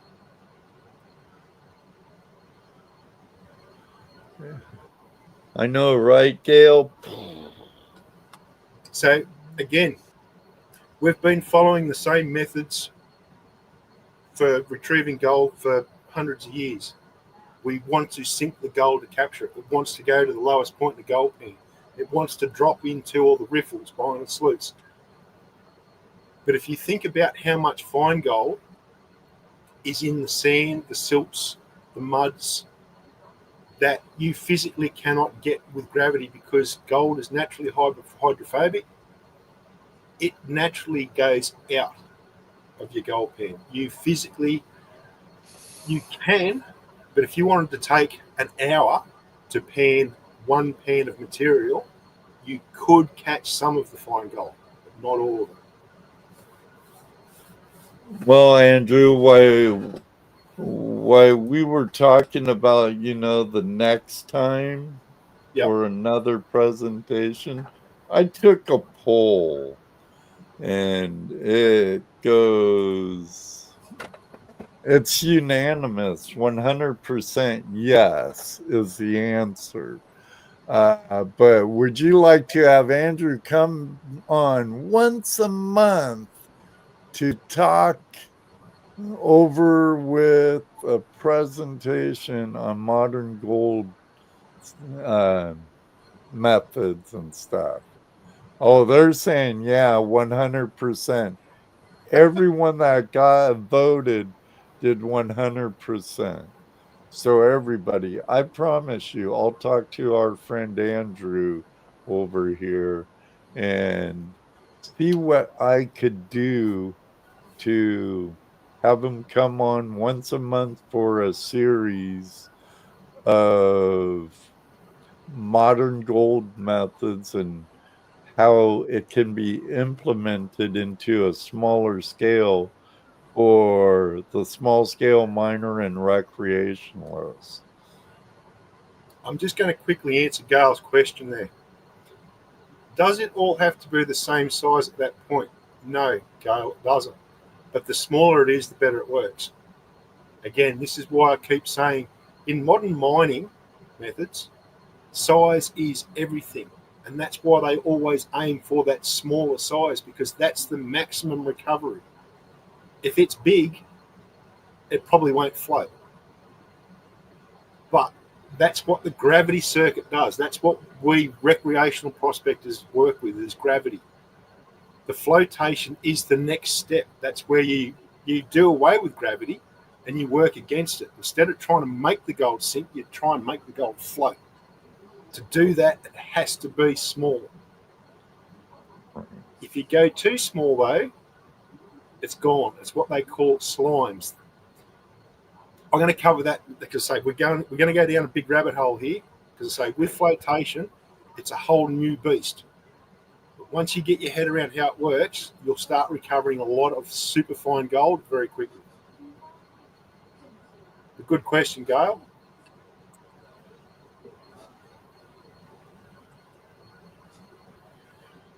And again, show over tonight? Not yet, honey. What I'm talking about with flotation, it happens naturally. And this is again going to. Oh yeah, there's always surface tension in the streams and stuff from pine trees and other contaminants and stuff. Like Scott from Bent Fork Prospecting was talking about. Yeah. the fall leaves leave a oily film when the flow is down in his streams. And my snuffer dumps always have a bunch of floaters. And same with areas with pine trees too, Scott. The pine sap and stuff will get in the water and help add to the surface tension. There's always surface tension. That's why in most panning tubs and stuff, everyone uses Dawn or Jet Dry to cut the surface tension. But in this recovery method, you want the surface tension to be maximized. And the majority of gold in the world is talcum powder fine, Gail, like the Egyptians with their eyeliner. It's or macro.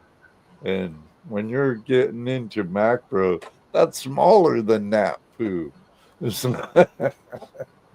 Now, would you? What Lodax say? Mr. Lodax just touched on another subject that is quite important in modern processing, like gold mining processes. That one, that question right there. Well, it's not a question, it's actually a statement. It's a very true statement. I guess we'll get to that in another episode with you on. Yeah. Because I say, we're starting to go into the realm of stuff that I know about. I've known about it for years, but I've never thought about passing that information on to you guys for you guys to utilize. Because I say there's a lot of responsibility that comes with using flotation to recover gold. So it needs to be done in a way that is responsible. And look, to be totally honest, most of the flotation that you're going to do as a weekend prospector will be done at home of a night time or of an afternoon after work, or when it's raining or when it's snowing and you can't get outside. You're going to go, right, I'm going to go down and process that bucket of really fine stuff I got, and I'm going to float off all the gold. That's when you'll do it, at home.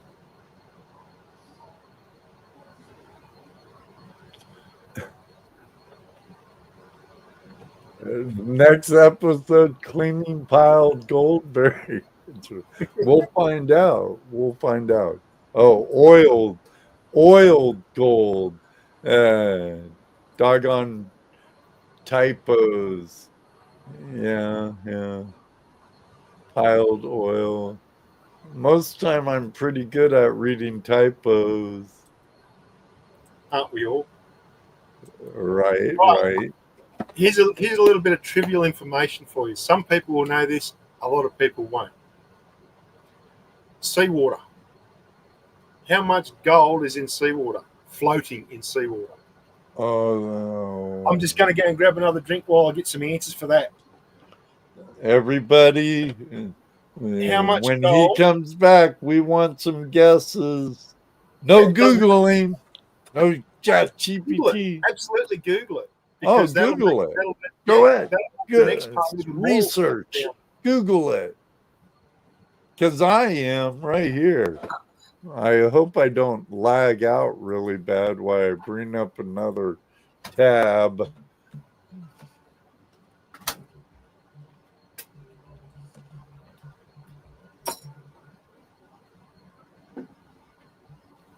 This is the best part about doing this stuff.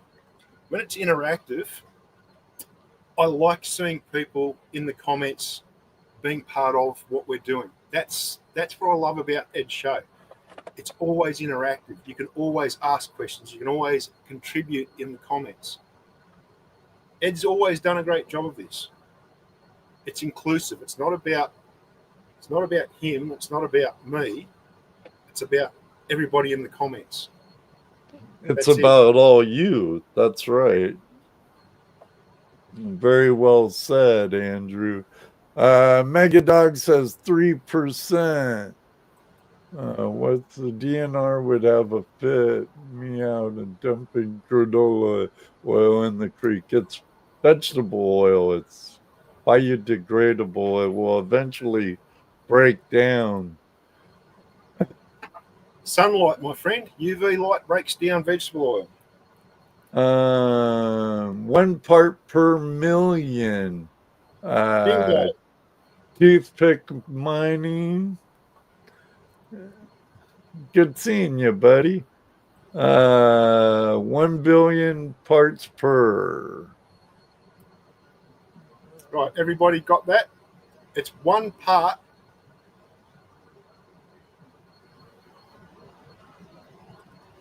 It's 1 part per million metric tons. Tons. So if you think about it, it's one tiny little bit of gold in a whole lot of water. Get ready for this. The human body contains 44 parts per billion. A human body contains more gold than seawater. That's every single living person on this planet. I'm not kidding. It's the truth. It's 100% truth.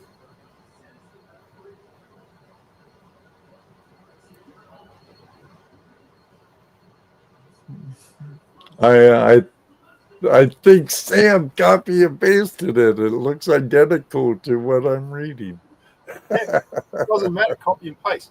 But what people won't realize is human bodies contain 44 parts per billion of gold, which is a lot more than seawater. It's 44 times more than seawater. Now, a lot of people now are going to be going, how does the body contain gold? How does the gold get inside a human body? Every time you eat a vegetable, every time you eat a bit of meat, every time you, not so much water, but anything that's food-based has gold content in it. Sea creatures have generally less because they live in an aquatic situation. Seawater only having 1 part per billion. Aquatic creatures that live in the sea have less gold inside their bodies. But terrestrial animals and plants have a lot more gold in them because they're exposed to a lot more gold.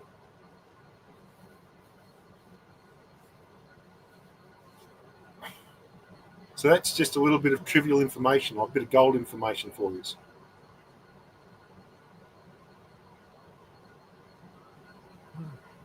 I gotta pay for my StreamYard somewhere, guys. Okay, I'll try hard to have no commercials next time. You can't help it. It's YouTube. Yeah, they're even throwing commercials on non-monetized videos now. Yeah. And channels. So look, let's go down the rabbit hole a little bit with flotation. A flotation cell is basically just a big mixing vat, okay? So you take up your very, very, very finely ground rock, right? Now, the gold particles in there are going to still be attached to rock. That's how they've managed to get past the gravity circuit and make it to the flotation, because they haven't been liberated from the rock. They're not free mill gold. They're still attached to rock, right? So in order to retrieve the gold that's still got a little bit of rock attached to it, you need to make the gold super hydrophobic, which is what the actual collector does. It binds to that. Then you've got a big agitator in the bottom, and you inject air into the agitator, and the agitator creates a lot of ultra-fine bubbles. The finer the bubbles, the better the capture. If you want to put that into a natural situation, every time you get a flood in the stream, you are creating a float system to float fine gold. Every time you look at a stream in flood, you're going to see that scuddy mess that floats on top. That's where your fine gold is. It's not traveling down the bottom in the flood, it's floating up on top. Because the chemicals that are coming from the plant, which are your oils, the acids that are coming from the rocks and the minerals in the ground, that starts breaking the rocks up and making them fall apart more, which liberates those fine particles of gold. Once they come in contact with the oils from plants and other things like that, they become hydrophobic, they float, They collect in all the bubbly scum, that brown muck that you see in floodwater, and that's where all your fine gold is. So when you're looking for fine gold, you don't look behind rocks. You don't look in crevices. You look for eddies where that fine floating scum goes round, because that's where your fine gold will be. Yeah. Again, I can see a lot of eyebrows going, what? Yeah, that's right. And lots of fine gold. Not a little bit, lots of fine gold.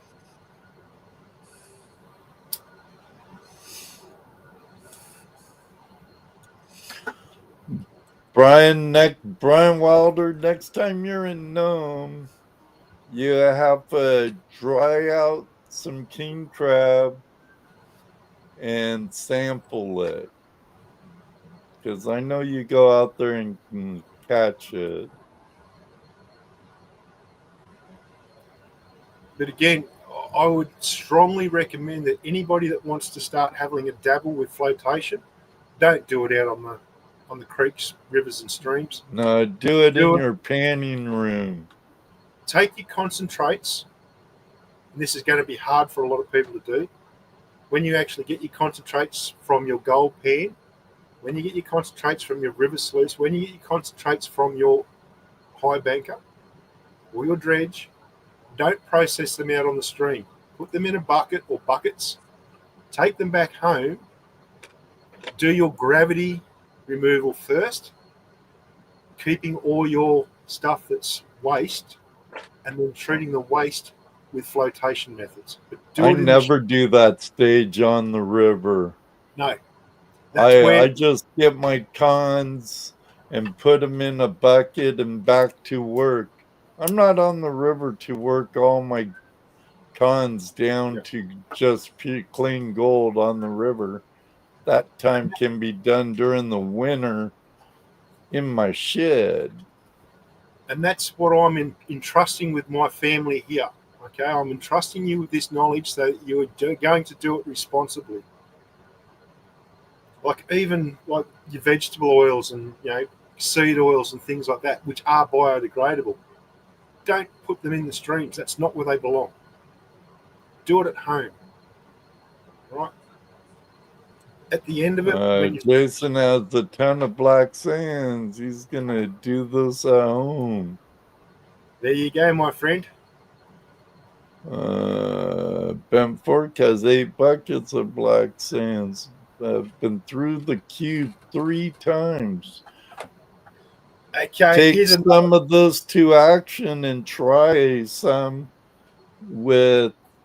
Now, should we roast our black sands before trying this? And 6 of one, half dozen the other.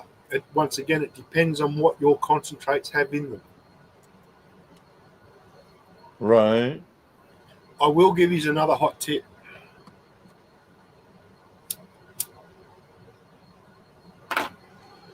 Does anybody want to hear the next hot tip or not? Or do you want me to just not talk about it? I'm sure they don't care, even though we're in overtime.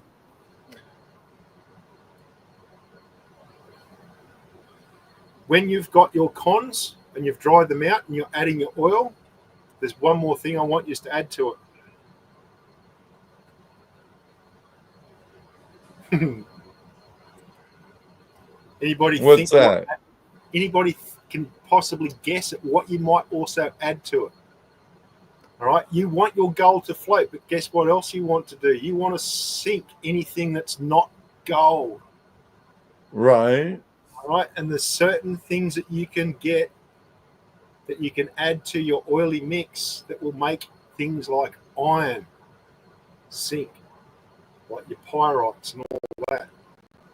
Anything that you don't want to recover, you can make it sink. And again, this is going into the whole flotation process and science. Like you're putting your lab coats on, you're taking your weekend prospecting clothes off, and you're putting your lab coats on, right? Because you've got to get your head around how it works in order for you to actually get the maximum from it. If you've got a bag of cement, I just want you to take a little bit of cement and put that in the mix and mix it up, because what cement will do, it aids in anything that's iron to make it drop. It stops the oils from clinging to the iron, because the So iron you will, just only the cement powder, yep, just not the all cement. the ingredients to make it concrete, people, just the cement powder. Quicklime, hydrated lime, same thing. It's basically the same thing as cement powder, but cement powder's been Lime. no. You could use cement mix it's got in it, but it's also got sand, it's got gravels and other things. Yeah, usually it has pea gravel. You could get just Portland cement. Perfect. Gale. If you just want to do a quick experiment at home, get some dirty water, put some cement powder in it, in a jar, shake it up, and sit it down, and watch how quickly everything settles out of that water when you put a little bit of cement powder in it. Anybody that's ever had anything to do with construction, if you walk up to a water drum that the bricklayers use to put water in when they're making their mortar, every morning that drum will be crystal clear because of the amount of cement that's actually been put into that water. It takes all the floaties that are in it and sinks them straight to the bottom. So yeah, just a very quick experiment. Take some dirty water. The dirtier the water, the better. Put a tiny, just a half a spoonful in there. Shake it up. Sit it down, and you look at how quickly that water will become clear, because all the solids in that water, which make it dirty, will just drop straight out. I'm full of good ideas. Just ask me. Just asking. Did someone? Okay, I thought I saw something. Moto Mining, good to see you, buddy. I want to, before we end the show tonight, I want to thank the super chatters, Faith, Mary, Faith, Mary, Fran, and Terry Marshall. I greatly appreciate it. And everybody over on Vertical, thank you very much. Everybody in this live chat, thank you very much. Brewer Prospecting in the house. Better late than never. Same with you, Moto. But let's see. Sam, this was a great show. Ed, Andrew, thank you for all your knowledge. Can't wait to try all this ourselves. And I'm going to get Andrew back. There's more to come because my cog's been moving and the votes were in. Everybody said, yeah. So now I got to talk to the man. But I have a good idea.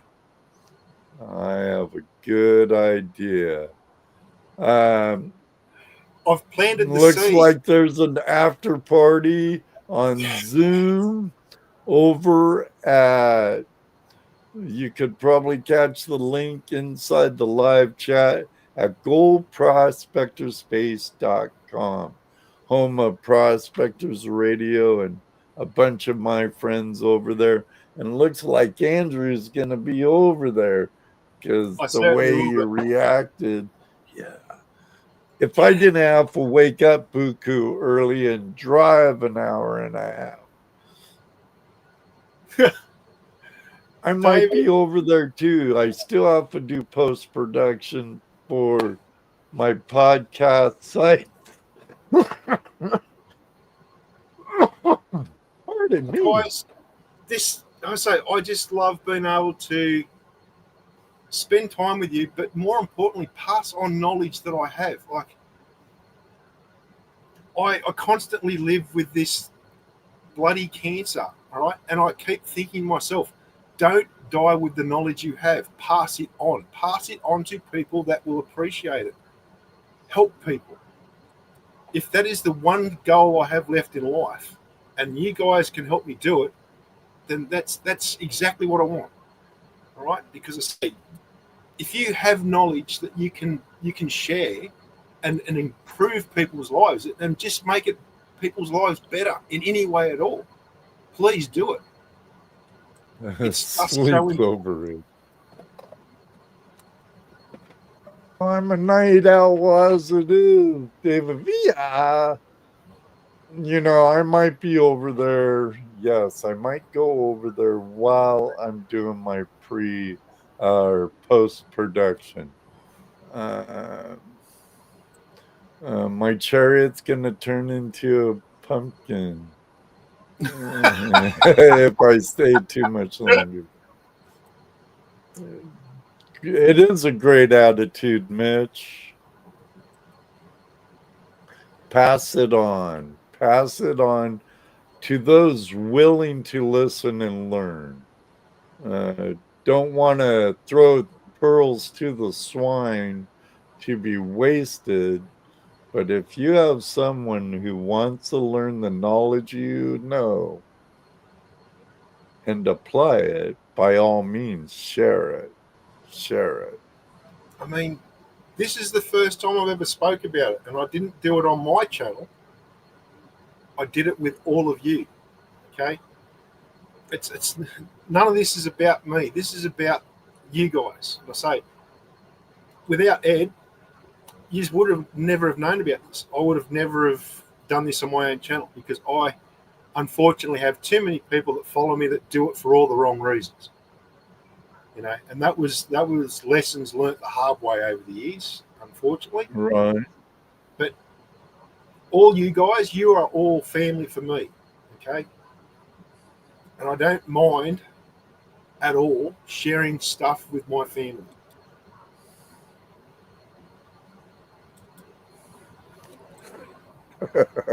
Oh, he likes us.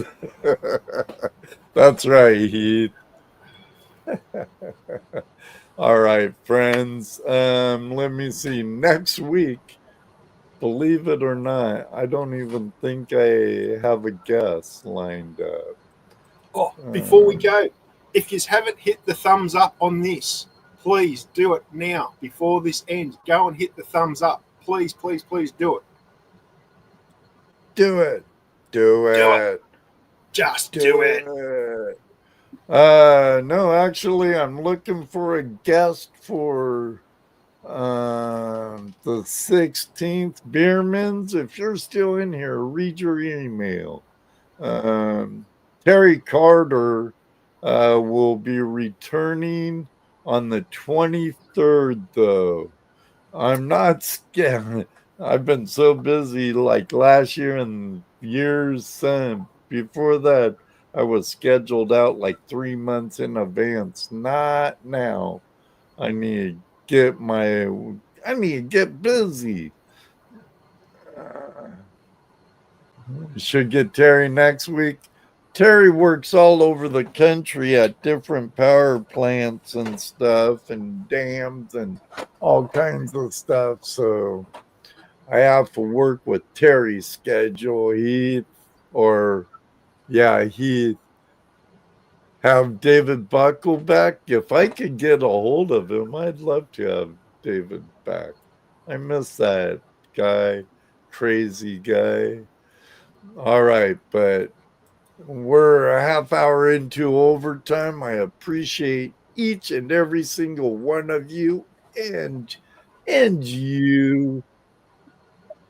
All of you. Until next week, may you always have a flash in your pan, and you know what I like to say because it does happen. Maybe one day too, we'll meet you on the river. But for this very second right now, Andrew and I, we're out of here.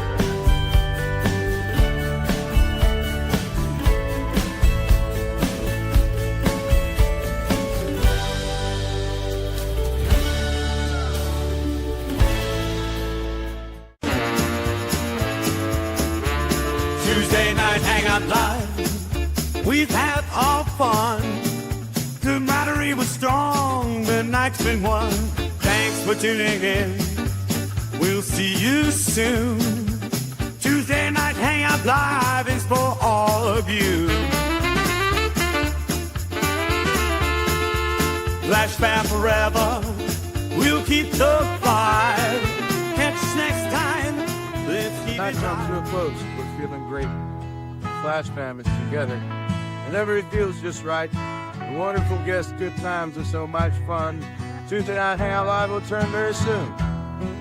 Thank you for joining us. It's been a fantastic time. Camaraderie is strong. And we're built to last. Till next time, we look forward to seeing you again. Tuesday Night Hangout Live will be back soon. Give us a like. Don't say goodbye. Just see you later. FlashFam forever. Until we meet again.